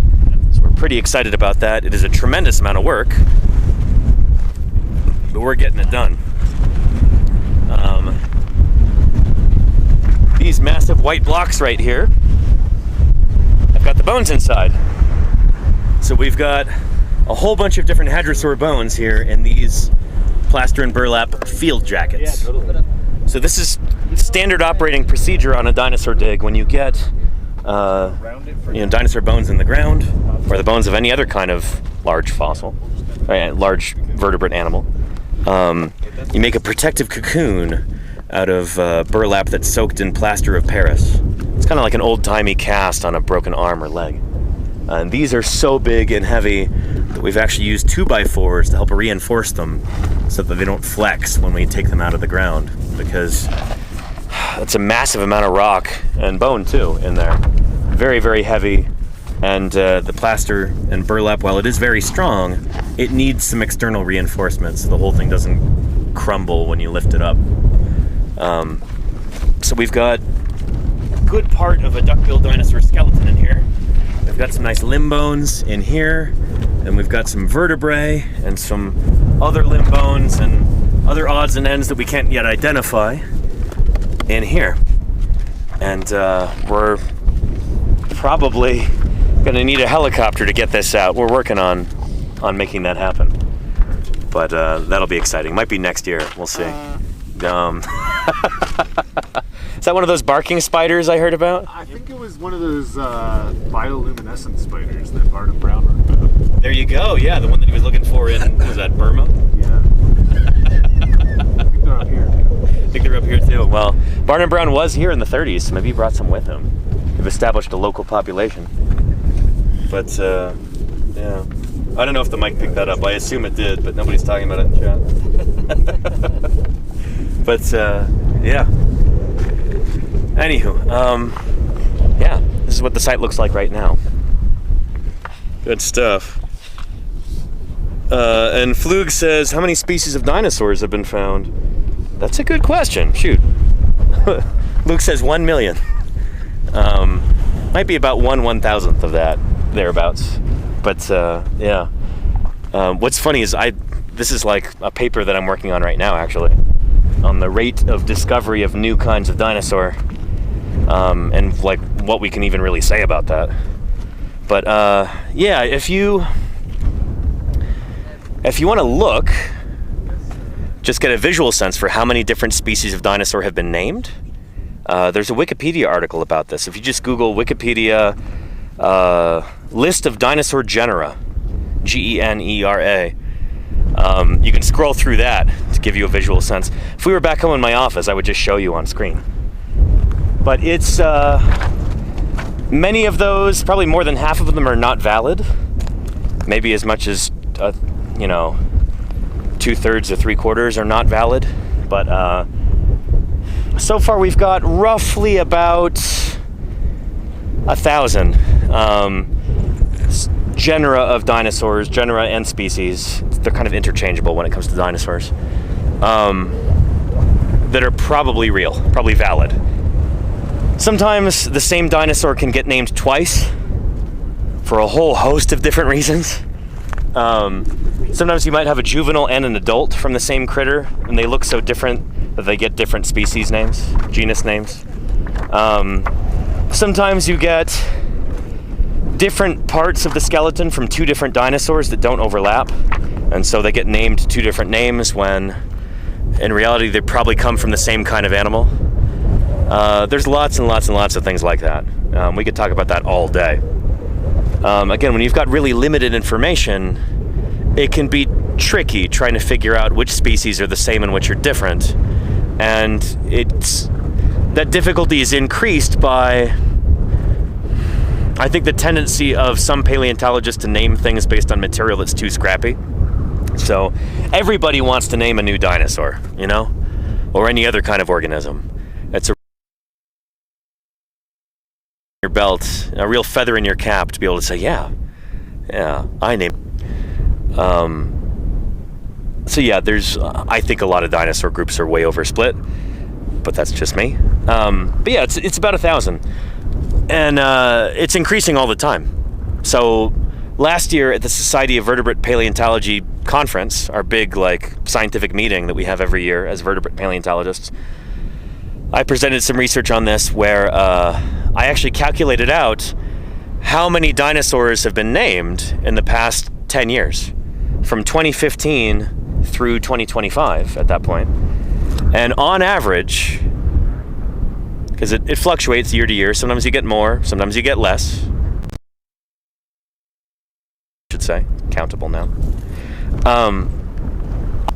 From 2015 to 2025, a new kind of dinosaur, new genus or species, has been published once every 9 days.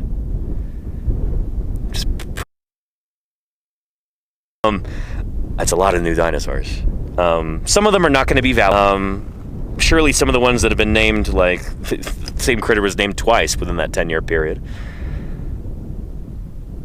But we're generally better at this kind of thing than we were 100 years ago, when people used to name things based on a single crummy vertebra.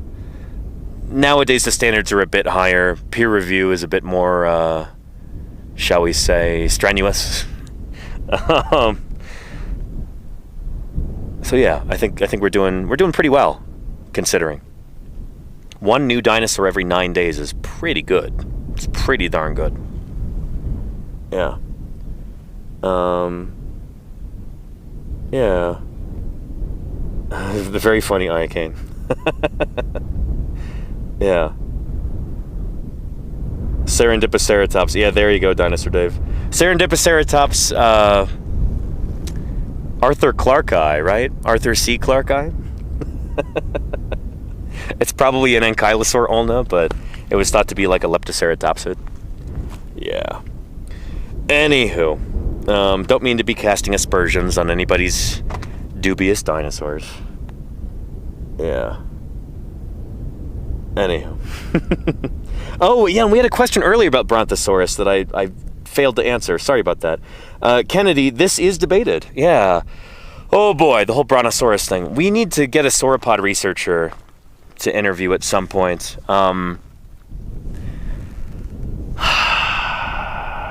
Oh boy, what do I say about Brontosaurus? So, back in the 1870s, there was this guy, well, two guys who ran around the American West. They sent crews out there trying to find the most fossils, and they named them really quickly, and they just did kind of what we called taxonomic carpet bombing, where they're like just naming new animals left and right when they really shouldn't be because they're based on really scrappy material, really paltry remains. Yeah. And, oh, hang on a second. Oop.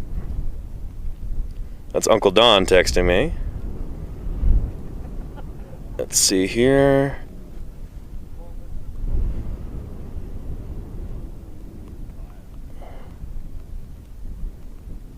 Not currently certified in first aid.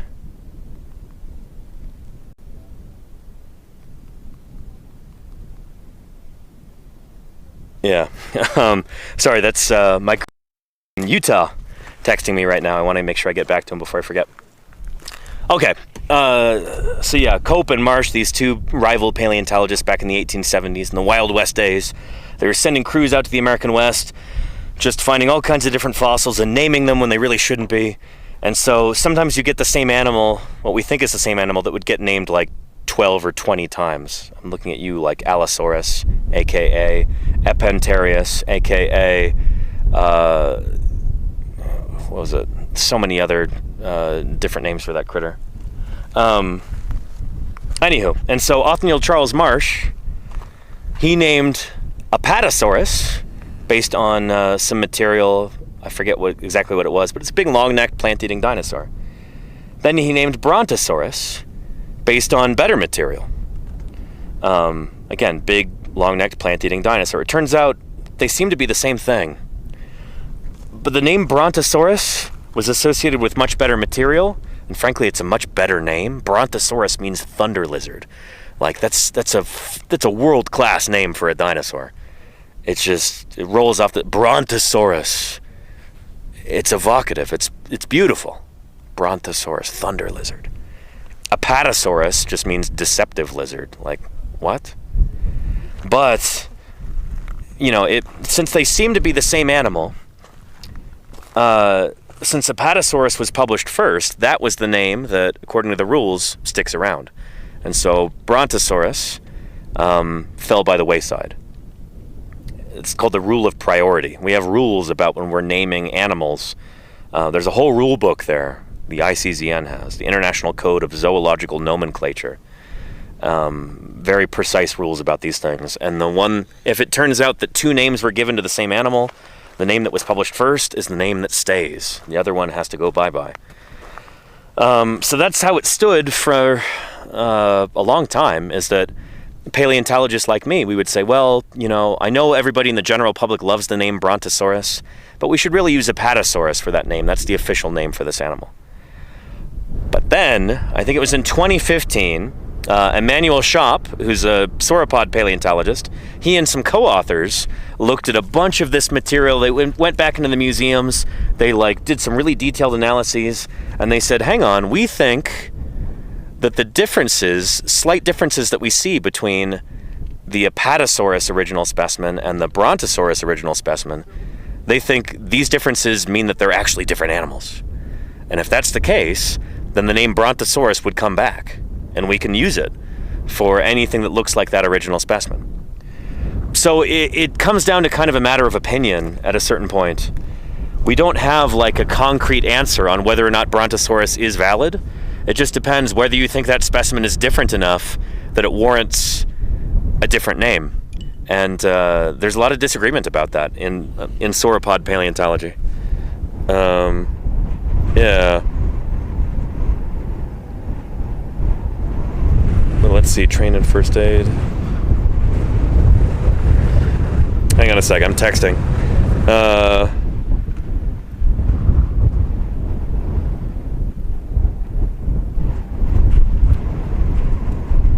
Slight chance I could get WFR certified.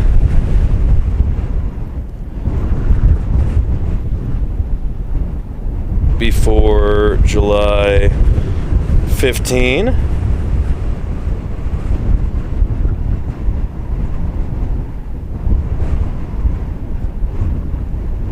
Not super likely. Yeah. Anywho, just texting with my crew chief in Utah about some of the work we're going to be doing out there in July. Anywho, Brontosaurus, I hope that makes sense. Yeah. And the same guy named it, yeah, Zanzibar. Both, Othniel Charles Marsh, old O.C. Marsh, named both Brontosaurus and Apatosaurus. Yeah. Let's see. Very funny, Latigo Smith. Yeah.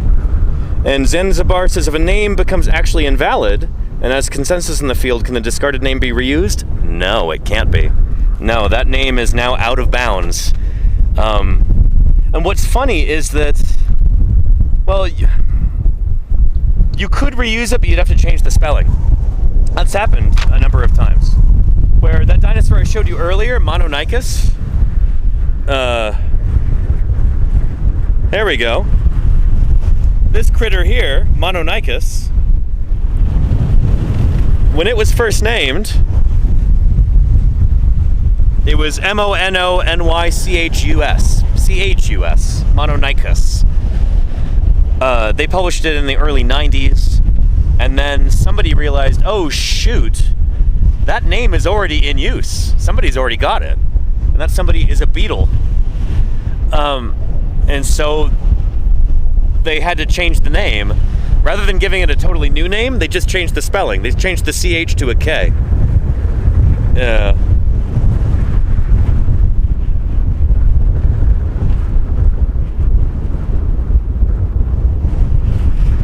Yeah. So that's happened. I think it's happened a few other times with other dinosaurs too. But there have been so many different species of beetle named, and other kinds of insects and arachnids, that yeah, there's such speciose groups. There's like literally hundreds of thousands of species of beetle and of spider and of other critters like that. There was a dinosaur that Edward Drinker Cope named. He named it Laelaps, which I think is a name from Greek mythology. But then it turned out that name was already being used for a mite, little arachnid. And so Marsh renamed it Dryptosaurus. So Cope was not happy about that. His arch rival, his nemesis, was able to rename one of his dinosaurs because he didn't realize that the beautiful name he chose was already in use for a modern mite. Lots of similar stories.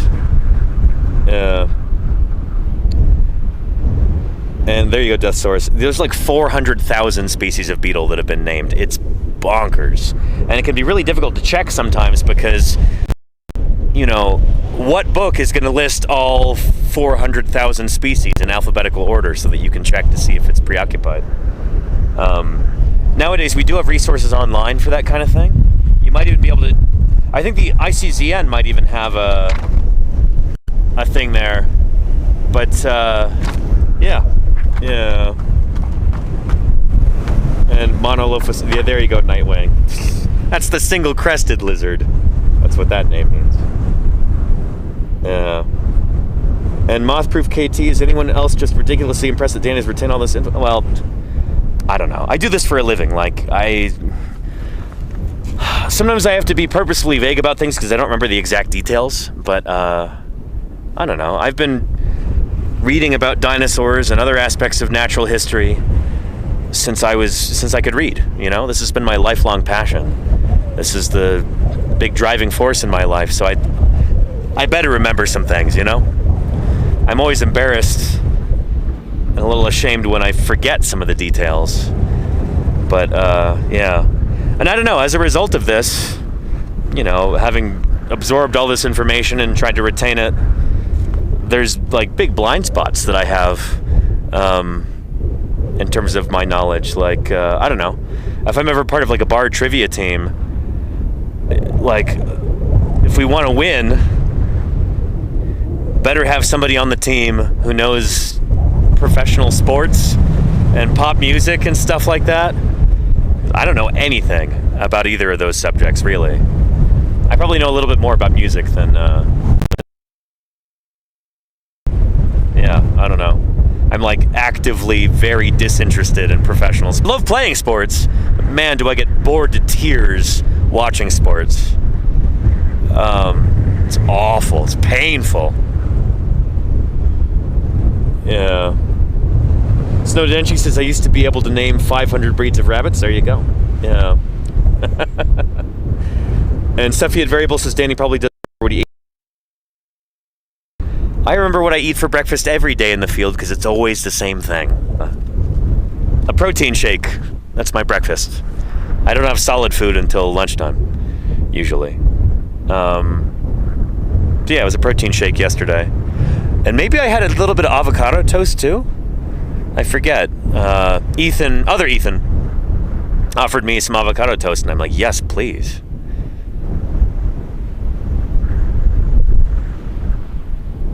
I think it was the day before yesterday, though. Yeah. And there you go, RTFM, Major Tom Tom. I'm an ophthalmic optician. I can't remember customers, but when I see their glasses... There you go. Yeah. It's funny how, like, some of us, we get to know a particular subject, we relate to it really well, we think about it all the time, and we kind of use that to navigate the world around us in a certain way. So I don't know, when I'm thinking about, like, if I'm thinking about the history of the 20th century, all these different years and everything, it's usually tied to paleontological discoveries. You're like, okay, 1971, that was the year that the fighting dinosaurs were discovered in Mongolia, Velociraptor and Protoceratops. So it's like, okay, then we'll put a little pin right there, and like, okay, now I know what we're talking about. Now I can see it in my mind's eye on the timeline. That kind of thing. Yeah. Yeah. And Dinosaur Dave, we were joking about that. I was like, oh boy, Ethan, give me this avocado toast. Now I'll never be a homeowner. But it was literally a piece of toasted bread with avocado spread over it. You know, nothing fancy. Although it is really fancy that we have avocado at all. Yeah, in fact, Nick Hornacek actually made some excellent, some guacamole with that last night. It was really good. We had fajitas last night. That was pretty excellent. With veggie burger crumbles for the vegetarians, and then carne asada for the carnivores. It's a good dinner. Yeah. And Das Fuster says, question, what would you rather want on a dig? A glamping level tent? No. Or a well-stocked cooking tent with a great cook? Much rather have that. Yeah. I mean, I do have a really nice tent. It's a spring bar. It's a big 10 by 10. That thing is solid. It's funny, anytime we've got like bad weather during the day, strong winds, rain, it's always a gamble for everybody else going back to their tents. Yeah, in fact, let's talk about that real quick. Let's go talk tents for a minute with the rest of the crew. But yeah, you know, last year or 2 years ago, I dropped a decent chunk of change on a good tent, and it should last me like a decade, I hope. And since I'm out here for 2 or 3 months out of the year at different field sites in Wyoming and Utah, might go to Montana next year, we'll see. It's important to have something like that. If I were flying out here, I couldn't do that. Like, I wouldn't have room for a barrel-sized tent folded up. But, yeah, I don't know. We're talking tents for a minute. Oh, Nick Hornacek, I just mentioned your guacamole last night. Thank you again. That was really good. Thank you. Is that a family recipe? Nope. I used to work at a Mexican restaurant. Nice. So, Okay, there you go. it's Yeah. a secret. Yeah. But you were talking about your tent and how you're almost hoping that it gets completely destroyed this year? I hope, because I don't want to take it back with me. The zipper already broke, Shoot. so I got another zipper. So hopefully that lasts me like another week. Yeah. So if not, I have to resort to just sewing it up with rope. There you go. Yeah. Ugh. Didn't yours break last year? But we get a lot of wind out here, and cheap tents don't tend to last very long. So if you're like flying out here with a small tent, or if you're buying your tent at Walmart or whatever, it I mean, it lasts for the season, so it does its job. yeah. Like, Yeah. You know, it's not expensive. So that's kind of your philosophy, Nick, is like buy a less expensive tent and It's gonna get destroyed. If I buy a $1,000 tent, it might get destroyed. I might be pretty mad. So That- I wouldn't be mad if I lost the $40 tent There compared you to go. an expensive one. fair, yeah. Spend a good chunk of change on a tent, but I try to take really, really good care of it, and You're in a good spot too. I am in. That's Anyway. the most important thing, I think. Is the location? Yeah. Location. Got to make sure you're in a good school district, you know? That's right. Yeah, School Make sure you're tax near a income. grocery store. You're not in a food desert. exactly. You don't set up your tent over an ant mound. Yep. That's Or, a good thing. Yeah. We're a pit of spiders. Poor Quinn. Shoot, up there on Spider Ridge, just getting bit all over. But yeah, on the other end of the spectrum, I saw your Kodiak tent there, Nick. Nick Oliver. Yeah. How long have you had that? This one I've had, I think 5 years now. 5 years. Nice. Yeah. Yeah. Those are not cheap either, but like, it's like a big heavy duty canvas tent, a lot like the spring bar that I have. So yeah, kind of a different approach. It's like nice. You can stand up in it. Yeah. It's Walk like a around little it. apartment almost. Yeah, Yeah. it's pretty nice. If you have the ability to drive, Yeah. like I do, so I just throw it in my truck and go wherever I need to go. Generally, with if me, I'm yeah. staying somewhere a week or more, I'll bring that. Yeah, it's worth it then. And if you're doing like months of field work every summer, you know, it's a good thing to have. Yeah. Yeah, and Luke, your tent, I almost demolished it last night because I ran into the guy line again. Oh, yeah, I walking know. back from, yeah. The guidelines are a tripping hazard with my tent. But you actually set them up, which a lot of people don't, and then their tent gets destroyed by the wind. Yep. You gotta have those guy lines, like they're there for a does. reason. It makes a difference. Yeah, yeah. I honestly don't really use my tent a lot of the times when I'm out in the field. I pitch it here Uh-huh. because the wind is so crazy and everything. But Yeah. a lot of the time, I just put a cot by the fire Wow, and I just sleep out there. nice. It's nice. Hopefully you don't roll over in the middle of the night and barbecue yourself. Yeah, but you know, just don't do that. But yeah, if you're working in Utah where it's generally warmer, like a tent is nice for shelter from wind and rain, but you don't really need it for warmth during big parts of the summer out here in the Rocky Mountain West. Yeah. So yeah, It's pretty cold last night. yeah, yeah. It's gonna get colder tonight, I hear too. It should be in like the 30s. I gotta go buy a blanket. So yeah, I've got a wool blanket if you need to borrow one, an old army blanket. But yeah. Let's see. Those glow-in-the-dark guidelines, exactly, Kennedy. Yeah. Would be good to have, right? That's not a bad idea. Yeah, they make them. Yeah.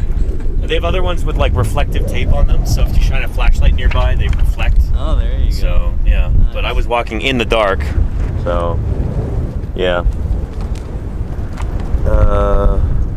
But yeah. And Ornis the Avian Fiends. I saw some Walking with Dinosaurs episodes the other day. Nice. We may or may not have a special viewing party tonight when we get together in camp and watch the new Walking with Dinosaurs. We'll probably that has some of our crew members in it. Ethan's in that. I think Luke is in it too. He might show up in the background.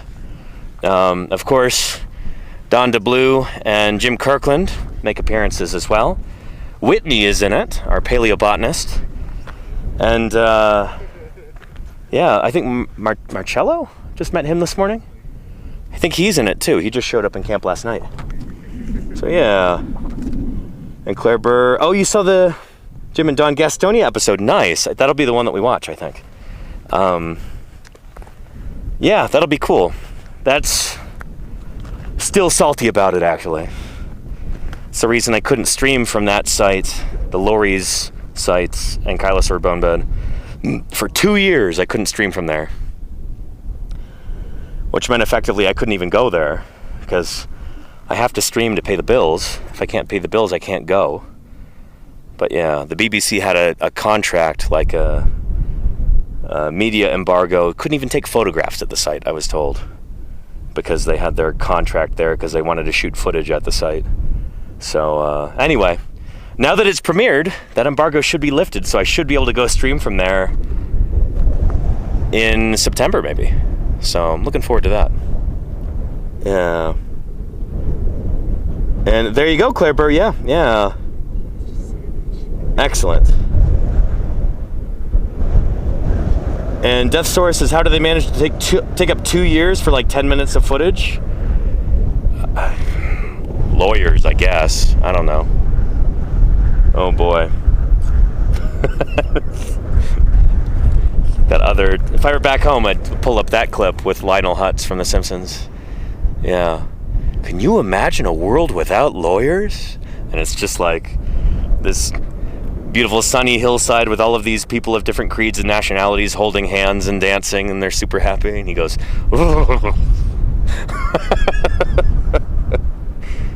yeah. And Claire Burr, paleobotanist. Oh, you're talking about Whitney? Whitney's not, she wasn't at Doling's Bowl with us. Yeah. Yeah, so Whitney was here a couple days ago. We had her at Turtle Hill. Yeah, we did some streams with her. Hey, what was that, 2 days ago? That was Sunday and Monday? Yeah. An older lady botanist. I think you're misremembering, Claire. Yeah. With us in Doling's Bowl last year. She works on iguanodont dinosaurs. Maybe it was Krista Sadler? Krista Sadler's not a paleobotanist either, but she wrote the Dinosaur Frontier book. She'll be in Doling's Bowl this year too, and we'll be talking about her book, and you can buy a copy at a link that we can put in the chat. Yeah. Anywho, yeah.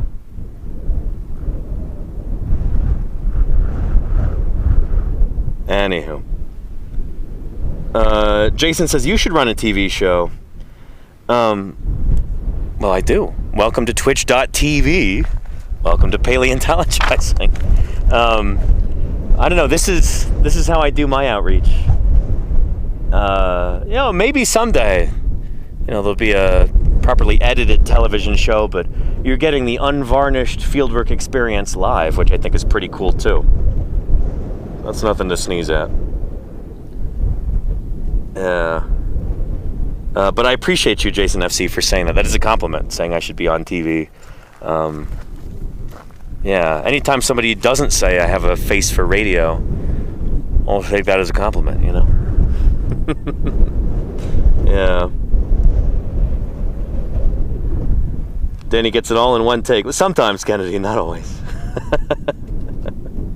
Yeah. Let's get some more water. I'm glad I drank that electrolyte powder earlier. I have to stock back up on that when I get back to camp. That was helpful today. There we go.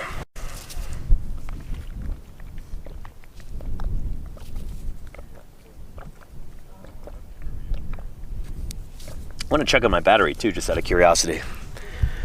How are we doing in terms of solar power? The sun is up there now. Hopefully we're still getting some decent juice. What are we at? 81%. Input 0 watts? What are you even doing?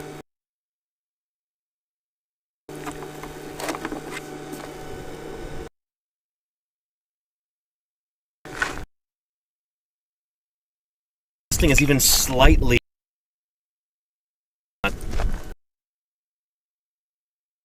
flat, then it refuses to work. It's annoying. For a folding solar panel, you would think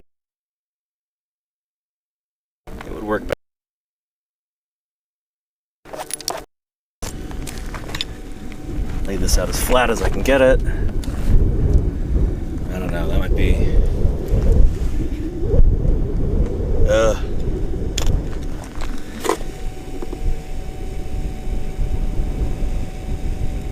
Whatever.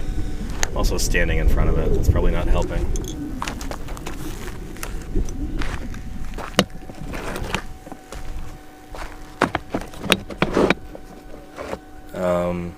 You know what? I'll deal with this later. It's fine. I'm not gonna get too distracted. Let's focus on the science outreach.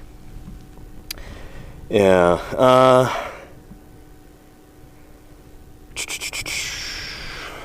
And Jason says, when you were a kid, did you dig in your backyard just to find dinosaur bones? Not to find dinosaur bones, no. I knew even as a kid I wasn't gonna find any dinosaur bones in my backyard. I knew that there's not a lot of dinosaurs from California.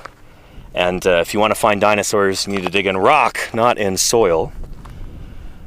But I did really enjoy digging. I dug a lot of holes as a kid. And I said, you know, this is going to be practice for one day when I'm a paleontologist and I get to go out to places like Wyoming to dig up dinosaurs. And now here we are, you know. So it's been a lifelong dream. I've been really lucky to be able to pursue that. So I try to never take that for granted, you know. And I'm trying to pay it forward, you know. I'm trying to share this with everybody that I can. I've been tremendously lucky to be able to pursue my dreams and attain them. And you can do the same thing if you're lucky and if you work hard and things work out. It doesn't always work out for everybody. If your dreams don't work out, it's not always not. But mine have, and I want to share that with everybody. If it's the sort of thing that you find fascinating or inspiring, or if you dream of going out and digging up dinosaurs one day, I want to show you what it's like. And hopefully that'll help build that passion so that you can go out and do it someday. That goes for people young and old alike who happen to be watching. Yeah. And do you go to different countries just to do excavations, says Jason? Not yet. I've not actually done any excavations in any other countries, but we'll see. We might have some exciting things coming up. Yeah. I don't want to say anything yet before things are nailed down, but there's some possibilities. There's some possibilities. That's for sure. Yeah. Anywho. Yeah.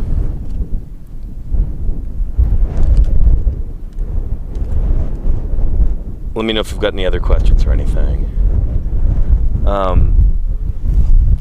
Speaking of different countries, we're really kind of lucky here in the United States. We've got a lot of things going for us in terms of dinosaur research. There are a whole bunch of different dinosaur-bearing formations here in the United States. We've got Triassic, Jurassic, and Cretaceous, almost the entire age of dinosaurs in different rocks throughout the US. We're missing a few patches, like we don't have much like Ladinian, I don't think, from like very early on in the age of dinosaurs in the Triassic. We don't have much Middle Jurassic that's terrestrial that I'm aware of. And we don't have, I don't think, any like Coniacian stage, at least none that has been studied.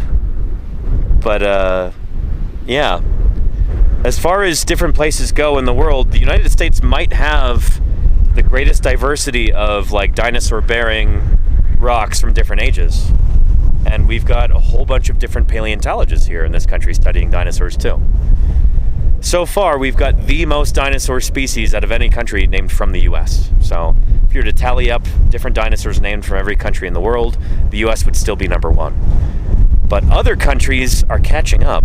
China will probably pass us up at some point in the nearish future, especially if the US government keeps cutting science and basically trying to like dismantle the whole scientific endeavor here in the US. We might be dead in the water here in a few years, who knows? And China will absolutely pass us up and eat our lunch. Maybe I'll end up moving to China, who knows? Yeah. Other countries with a whole wealth of dinosaur fossils are places like Mongolia. Huge number of different dinosaurs named from Mongolia. Argentina, down in South America. Lots and lots of different dinosaurs. And then after that, I think the UK might be right after that. Dinosaur paleontology started in England back in the 1800s. And yeah, well, there are... The UK, you know, it's not a large country geographically, but and there's not a whole lot of dinosaur-bearing rock exposed on the surface, but there's a long history of finding dinosaurs there, going all the way back to the 1820s with Megalosaurus. So, yeah. And which country or location would be top of the bucket list? China, Antarctica, Canada, Argentina. Oh yeah, Canada too, I forgot. There's a huge number of dinosaurs from Canada as well. Canada might be like second or third after the US. Or it might be fourth after like Mongolia or Argentina. But yeah, Canada's got a huge number of dinosaurs that are named from there. Top of my bucket list would be Antarctica, for sure. Just because that's like the dream of so many different scientists to go to that place. We were talking about this the other day on stream. Very few people go to Antarctica if it's not for science. And many of the people who work there year-round, they're there to support scientists. There's a lovely old book. I haven't read it yet, but I think I got it at like a used book sale. I just loved the title and the cover so much. It was Antarctica, a continent for science. And that's such a beautiful idea, you know, that the reason why you go to that place is to conduct research.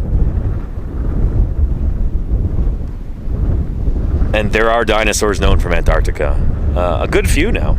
And there are more that are currently in the works. Matt Lamana was telling us about a dinosaur that he's working on that he's hopefully going to be naming soon. I won't share the name with you, but it's cool. I'm excited about it. I think I'm remembering this correctly. I don't think he published it under a different name. I think he's still working on it and is going to call it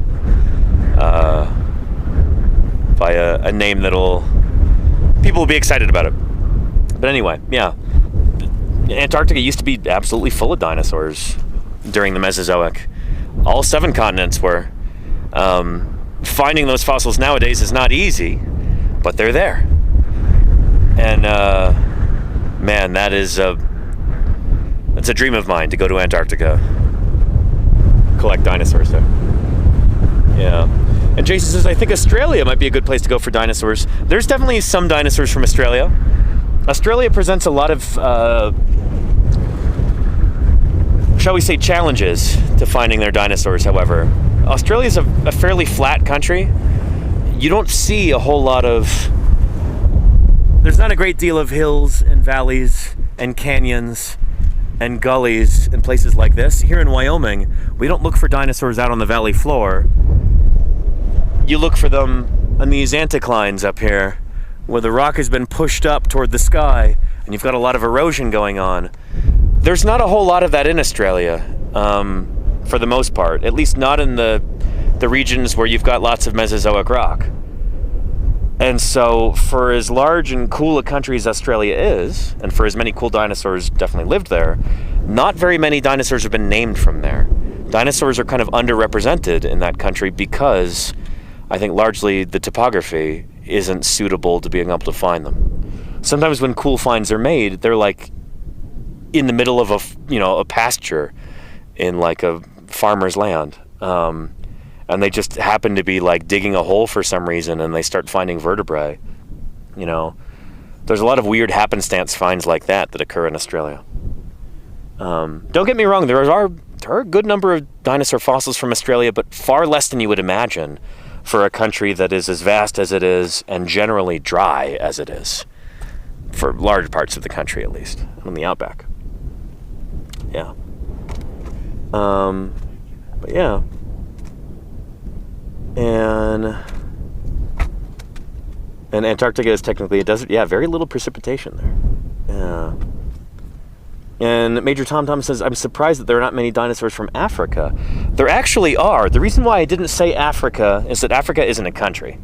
If we're talking about countries, then yeah, but there are a good number of dinosaurs from countries like Tanzania and Egypt. We've got a growing roster of dinosaurs from Morocco. We've got a handful of dinosaurs from Malawi, like Malawisaurus. We've got dinosaurs from South Africa, from Lesotho. Yeah. And apparently there's incredible dinosaurs that have come out of Kenya, and they just haven't been published yet. Yeah. So it's, I don't know. Africa is a continent that's been shamefully exploited, kind of ransacked by various imperial powers in the 19th and 20th centuries. In many ways, Africa is still kind of recovering from that. But you don't have a whole lot of museums there. You don't have a lot of research programs on that continent. Not as many as there should be. For the incredible wealth of fossils that exist on that continent, we don't have the kind of paleontological work that we should. And it's a real shame. I mean, there should be museums all over the place. There should be paleontologists out studying those rocks, collecting those fossils, gathering data, but yeah, I don't know. Africa as a continent, way overgeneralizing here, so forgive me. But that's a place that's been, kicked while they're down for a long, long time. And I hope that the 21st century, as it continues, I hope we see more and more dinosaurs being named from Africa. I hope we see more and more research programs being established there. And I hope that the people who live on that continent are able to kind of take hold of their natural heritage there, and the incredible fossil heritage that exists there. And they're able to study it, develop it, and share it with the world. I've got a friend who I did fieldwork with in 2022, Bilal Salem. Miss Bilal, good guy. But I saw him at SVP this past year at our big conference that was held in Minneapolis last year. He's part of a really cool up-and-coming research program in Egypt. Just like a homegrown paleontology institution that they're currently establishing. Bilal is extraordinarily driven and, one of the most dedicated paleontologists I've ever met. And he's trying to help put Egypt on the map there in terms of paleontological research. So, yeah, all the luck in the world to him. Yeah. But yeah. And let's see. Imagine there's a lot more protection being put into some countries just to secure what they are. Larger northern deserts also make it a bit difficult. Yeah, I don't know.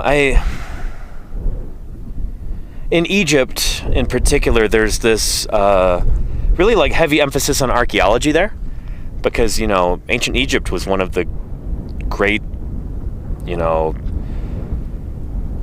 heralded empires of one of these great civilizations in the history of humanity. Everybody loves ancient Egypt. There's much less attention paid to the dinosaurs from there. I hope that's beginning to change a bit. Spinosaurus has become really popular. It's a lot of kids' favorite dinosaur, Spinosaurus. Spinosaurus was originally discovered in Egypt. And there are teams out there looking for more material in that country.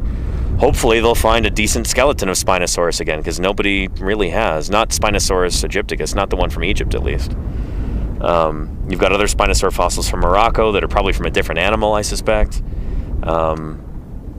Anywho, yeah. If Matt LaManna were here with us, he would, we'd talk with him about his work in Egypt, discovering Paralititan, this cool titanosaur, big long-necked sauropod dinosaur from the Bahari Oasis in Egypt. There's more stuff out there, and there's not enough people out there looking. Yeah.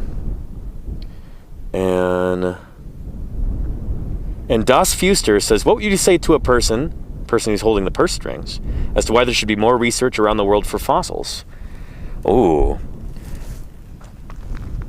I've answered this question before, but what I would say to a person who might provide us funding is, with fossil science, you get so much bang for your buck. If you want to fund scientific research, if you want to add to the sum total of human knowledge, dollar for dollar, I don't think you get a better deal than with fossil science, maybe dinosaur science in particular. Because here's the thing, we're out here this summer for an entire month, our crew. We've got a budget of, I think, about $15,000 for a whole month's worth of field work. That includes fuel, supplies, food, plaster, burlap, everything that we need. Rental vehicles, that's like a huge chunk of our expenses, because we've got to get all these fossils back to museums afterward. For $15,000, you can hardly run like a single genetic study or something like that oftentimes. In other branches of science, $15,000 won't even buy you a few pieces of equipment you need for the laboratory or whatever. We're incredibly efficient out here. And the really cool thing about fossil science is not just that it's very efficient in terms of how much it costs, but... Oh, hang on a second. I'm getting a call from Ethan. Hey, Ethan, how's it going? Hello? You're on speaker right now. Good. Great. Can you take me off? Pretty good. Yeah, hang on just a sec. Here, let me put the phone up to my ear. Hang on a second. There we go. What's going on?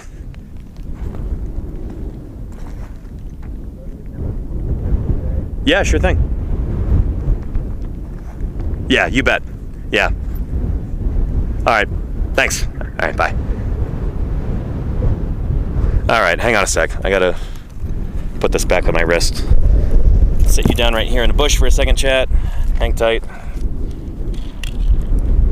Then we'll get back to what I was saying.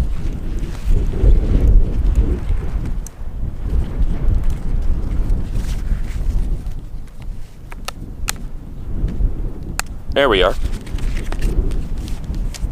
Put this back on. Perfect. All right. Yeah, talking about why paleontology is a good investment scientifically, especially dinosaur paleontology. So we talked about how you get a lot of bang for your buck. It's relatively inexpensive science for what we get. Like it's actually crazy inexpensive as far as science goes. But also, dinosaur paleontology creates new scientists. I'll tell you what I mean.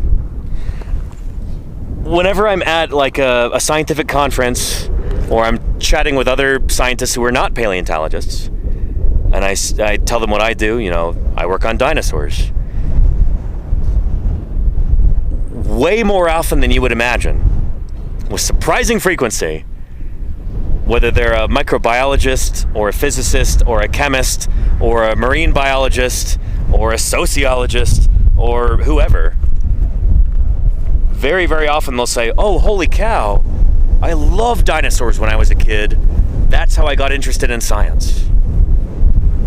Dinosaurs are what got me interested in learning in the first place. Maybe that's why I'm a scientist today, We get a lot of that. Because dinosaurs are just really, really fascinating. They're kind of the ultimate scientific animal in a way, where they're not around today. You can't go to the zoo and see a triceratops. The only reason that we know these animals existed is because of work like this that we're doing here in the field. It's because of, being able to apply what we've learned about geology to go out and find these fossils, dig them up, bring them back to the museum, clean them, study them, publish on them. Dinosaurs are like the ultimate scientific organism, because we only know about them because of science. You can't just go out and observe them in the world today. You need careful scientific study to even show that they're real, Does that make sense? And also, dinosaurs just capture people's imaginations.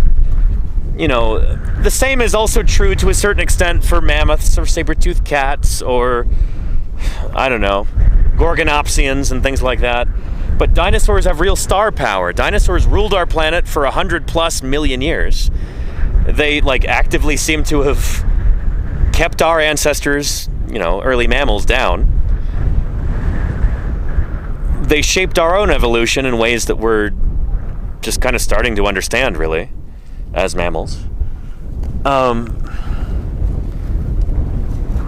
so because dinosaurs are so fascinating, because people get so excited about them, they lead people to get interested in science in the first place, if that makes sense. I like to think that dinosaurs are like a gateway drug into the sciences. So many different chemists, physicists, biologists, sociologists, maybe even like mathematicians, medical doctors, physicians, medical researchers, historians, philosophers, lawyers, people who exist in what we call like the knowledge fields. So many of those people that I've met told me that they first fell in love with learning because of dinosaurs. No dinosaurs, well, you wouldn't have those people doing those jobs, potentially. Dinosaurs are like a wonderful ambassador to the sciences, so funding dinosaur research, I think, is extraordinarily important. I think that's true for paleontology in general. You know, we need fossil science, not just for understanding our own place in the history of life on Earth as human beings, not only just giving us context about who we are and where we came from, these age-old questions that are incredibly important, but also for inspiring people to get into knowledge fields. Dinosaurs are invaluable for that. So I hope that makes sense. That's why fossil science is so important. That's why it needs to be funded. That's why we need people doing this work. And all of you watching right now, you're helping contribute to that in some small way, just by watching. Those of you who contributed financially to this channel, and you know, we are trying to reach a wide audience here, and we've got people from the paleontologizing community who are now pursuing careers in paleontology. They're going out on fossil digs for the first time. They're doing the thing. In part because of the outreach that we're doing here, you know? The whole point is to educate and inspire and get people interested in the history of life on Earth. And I've been really, really proud of what we've been able to accomplish as a community. It's pretty cool. Yeah. And there we go. Shadstack says, science. Paleontology captured me when I lived in Wyoming as a kid. There you go. There you have it. See? Thanks for saying that. You're making my point for me. I really appreciate it. Welcome to Paleontologizing. And Cepheid Variable, thank you for the 5 gift subs there. I appreciate that tremendously. Thanks for supporting science outreach here on Twitch. Thanks for helping me pay the bills. Thanks for making it possible for me to be out here. Good stuff. Yeah.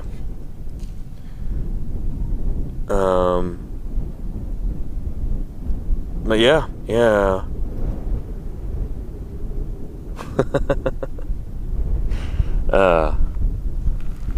So yeah, that's my spiel on that subject. I'm sorry it was so long. We got interrupted by that phone call.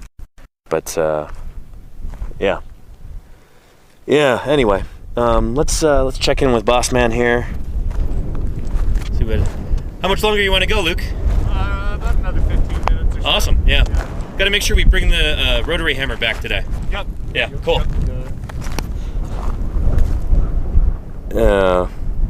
Anyway, let me know if you got any other questions, Chad. Good stuff. I really got to see about getting on the front page one of these days, maybe when we're out in Utah.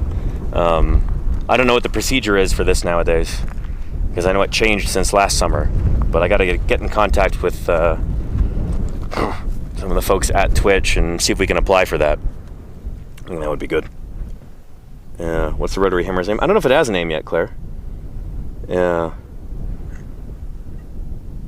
Jacob Back says, you hear a lot of stories about bringing back extinct animals. What do you think about that? I think it's a really cool idea, especially if they're recently extinct animals, things like the dodo or the thylacine, you know, the Tasmanian tiger. Animals like that that were like actively driven to extinction by human foolishness and greed and spite. You know, I think it was terrible what people did to those species. They literally just completely eradicated them. That's the worst kind of playing God that I can imagine. I think we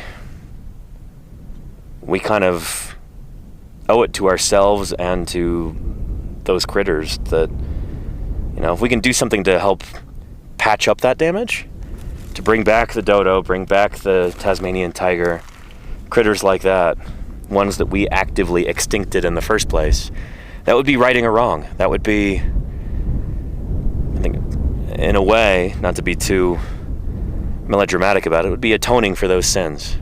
And we would learn a tremendous amount about genetics and conservation and all of that in the process. So I'm excited about that idea. I'm not super confident that it's really going to happen. I've got mixed feelings about like colossal biosciences and all of that. I would like to see them be a little bit more science focused and less hype focused, but you know, I don't have the inside story there necessarily. I haven't visited their facilities. I haven't talked with their researchers. I haven't talked with anybody on staff there. Yeah, I think a lot of paleontologists feel the same way that I do. I think question of whether or not we should bring back extinct creatures, the ones that were, you know, that we actively drove into extinction, I think we should do that. Whether or not it's possible is a whole nother story. And I'm not sold on the idea that we'll ever actually be able to do that. But we'll see. We'll see. Yeah.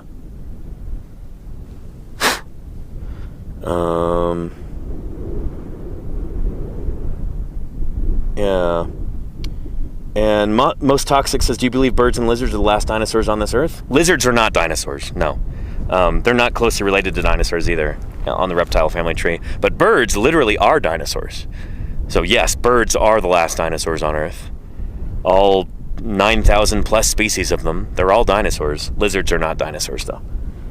Yeah. Anywho, yeah. But, yeah. And Charlie's Dragon, it's not worth bringing animals back just for that. Well, that's the thing, is that I agree with you there. In the case of like the dodo or the thylacine, the Tasmanian tiger, not actually tiger, marsupial, which is... that's the thing, is that if they were able to genetically modify close relatives to create something that's, you know, by appearance identical to a dodo or a Tasmanian tiger and functionally equivalent in its ecosystem, that could be like a silver bullet for preserving those ecosystems. You know, if laws are put in place like, okay, we went through all the time and effort to de-extinct these animals to make like an approximation of what they were that does the same thing, it has the same role in the ecosystem, and it can help keep that ecosystem healthy. We've gone through all the effort to do that. We need to now set aside this area to just let it be wild, you know? If those can be kind of the key to preserving those ecosystems, then that's fantastic, you know? That's what I get excited about. It would be really cool to see a dodo or a thylacine, a Tasmanian tiger. But, you know, cool only takes you so far. What would be really important and interesting and a good thing for the planet and humanity at large is to have the ecosystems that these animals inhabited kind of see those recover once we reintroduce them and be able to protect those, you know, forevermore. That's what I get excited about, you know? These animals they're part of a larger web of life. They're part of an ecosystem. and they were really important parts of that ecosystem. That's the coolest idea. Yeah. And there you go, Kennedy. Yeah, I hope they have that stream archived, because I'd love to see that. I'd love to get Lita's take on this.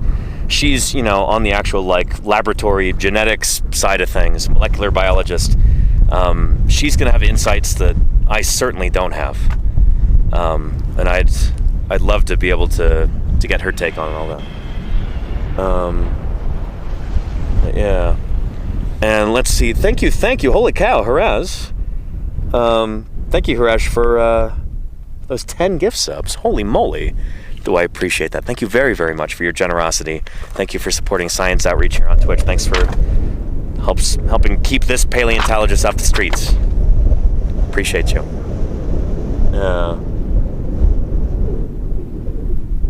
Good stuff. And there's 10 very lucky, I'm sure very happy chatters. Won't have to even think about ads for the next month. Yeah. And Most Toxic says, so if chickens are dinosaurs, that means we eat dinosaurs in a sense? Maybe you do. I don't know. I'm a vegetarian, so I'm not eating any of that. But yeah, birds are dinosaurs. Every single kind of bird. From chickens to eagles to ostriches to penguins to hummingbirds, they're all dinosaurs. So, I don't know. If you're going around eating hummingbirds, then yeah, those are dinosaurs. I don't get it, but a lot of people do eat birds. Yeah. And Iacane says, look, dinosaurs ate my ancestors. It's only fair that you eat their descendants. I guess turnabout is fair play, huh? Yeah, it's a good point, Iacane. I appreciate that perspective. I hope you're doing well, by the way, Iacane. Can we get a shout out for Iacane? What were you up to last on Twitch? Yeah.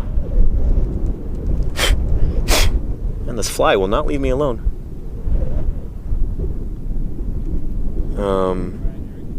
Yeah, core keeper. I don't know what that is, but I hope you kept the core safe, or cold, or warm, or... Yeah. Is that like a nuclear reactor simulator? That would be neat. Sounds relaxing, running a nuclear plant. It's probably more tranquil than it is on The Simpsons. I would hope so, anyway. Yeah. Yeah, maybe it would be like Chernobyl, the game, except everything goes right. Yeah. And Das Fuster says, if you didn't end up in the fossil sciences, is there another science that ever held your imagination nearly as much? Yeah, probably conservation biology. Conservation zoology. I don't know. I'm a dinosaur paleontologist. I'm really interested in dinosaurs. Dinosaurs are a kind of animal. If, I don't know, say we lived in a slightly different world where you didn't have sedimentary rock being laid down and fossils weren't a thing. Man, that's a dark thought. But, if that were the case, we didn't have fossils, I would still be interested in animals. I don't know. I could see myself, devoting my life to the conservation of leatherback turtles or something like that. I'm fascinated by leatherback turtles, and we're probably going to be doing some special streams around them, hopefully, in the next year. Maybe later this year, maybe early next year. But I want to be able to go do some traveling, maybe see some leatherback turtles, see if we can help out with some conservation projects, do some fundraisers, help raise awareness about them, that kind of thing. They're incredible animals.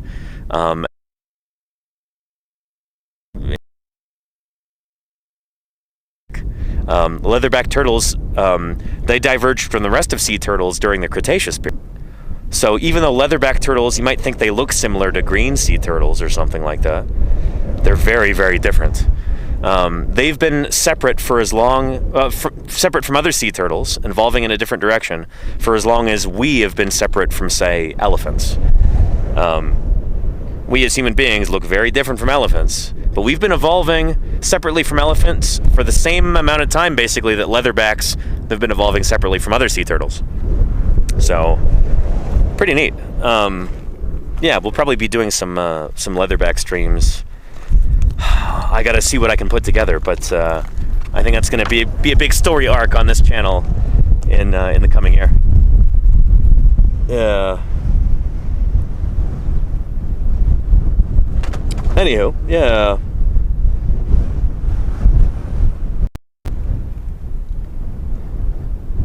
And Most Toxic says, biologically, a chicken is closer to a T-Rex than any lizard is? Way closer, yeah. Lizards and Tyrannosaurus are nowhere close, really, on the reptile family tree.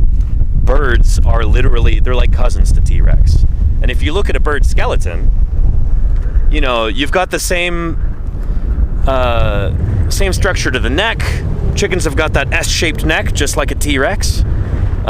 Similar vertebrae. They've got air sacs and hollows in their vertebrae, just like Tyrannosaurus. Chickens walk on 2 legs. Lizards do not. They've got 3-toed feet, or they've got 3 toes that contact the ground. And, well, actually, no, I guess chickens have 4 toes that contact the ground. But anyway, 3 toes in the front, 1 in the back, just like T-Rex. They've got a wishbone. Chickens have a wishbone. T-Rex has a wishbone. Lizards don't have wishbones. Yeah, there's a million different things that I can name like that. Chickens have feathers. Tyrannosaurus probably had feathers too.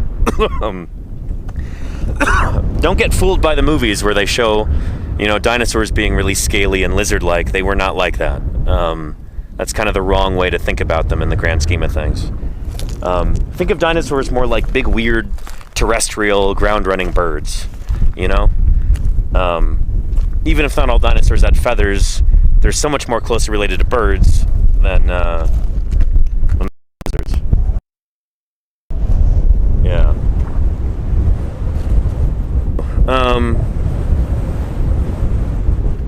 But yeah, so a chicken is a small T-Rex, says Flug. I mean, they're both members of the same family, the theropod group of dinosaurs. So, I don't know. In many ways, a chicken is more similar to a T-Rex than it is to a hummingbird, even though chickens and hummingbirds are both birds. Chickens spend most of their time on the ground. They peck around for food. They chase after prey. If any of you have ever seen a chicken eat a mouse, you'll know what I'm talking about. There's a video you can find online. I think I talked about this the other day, of there's a cat that's like kind of stalking this mouse, being kind of hesitant about it, and a chicken sees this, runs over, elbows the cat out of the way, picks up the mouse and swallows it whole, just like, you know, a theropod dinosaur would do. It's nuts. Yeah. So anyway, yeah. And Jacob Back says, would a T-Rex omelet fit in the kitchen? So they didn't lay very big eggs, no. There are no dinosaurs that laid eggs bigger than like a soccer ball or a football.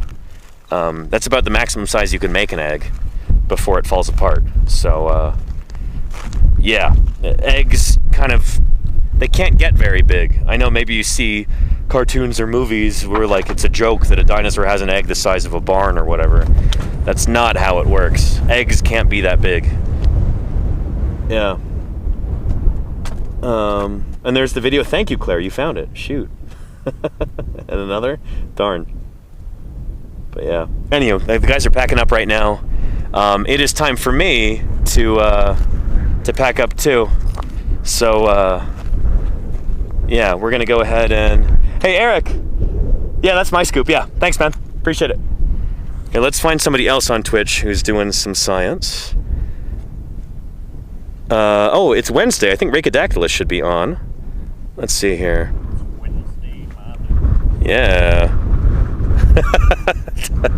Eric, say it again. It's Wednesday, my dudes. He should have a Spider-Man costume on, right? Isn't that how that thing goes?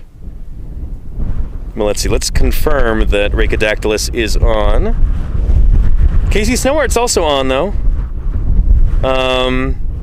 We can raid Casey later. We'll raid into Reiko right now, who's doing some speed running and science. There we go. So don't go away. We're gonna go talk with a like information scientist, cognitive scientist. He studies why people believe weird things, whether it's conspiracy theories or I don't know, like other kind of like bonkers beliefs. He's actually actively studies where do these beliefs come from, why do people latch onto them, what do they mean? So let's see. Raid Reiko _ Dactylus. Beautiful. There we go. Yeah, we're gonna wrap this up. Thank you everybody for tuning in today. Thank you for your questions. Thank you for your kind words. Thank you for your enthusiasm. Thank you for your curiosity. Thank you to everybody who contributed financially. That's the reason why I can continue to do this. That's why I'm out here in the first place. That's why I can afford to be here. It's because of your financial support. So thank you very much for that. Thank you, of course, to the moderators for keeping this a safe and welcoming community for everybody, especially when I'm out here in the field and don't have access to the, like, you know, all the mod stuff as readily as I do at home. Thank you to the new followers and the raiders, the new viewers, the returning viewers, everybody, even you lurkers. Appreciate you helping get those viewership numbers up. It means a lot. With any luck, we'll be streaming again soon. We might be doing our Walking with Dinosaurs stream tonight. Mature stream, we'll see. But I should be streaming tomorrow afternoon, regardless. So everybody, you take care of yourselves. Let's go raid into Rhacodactylus. See you there. Bye-bye.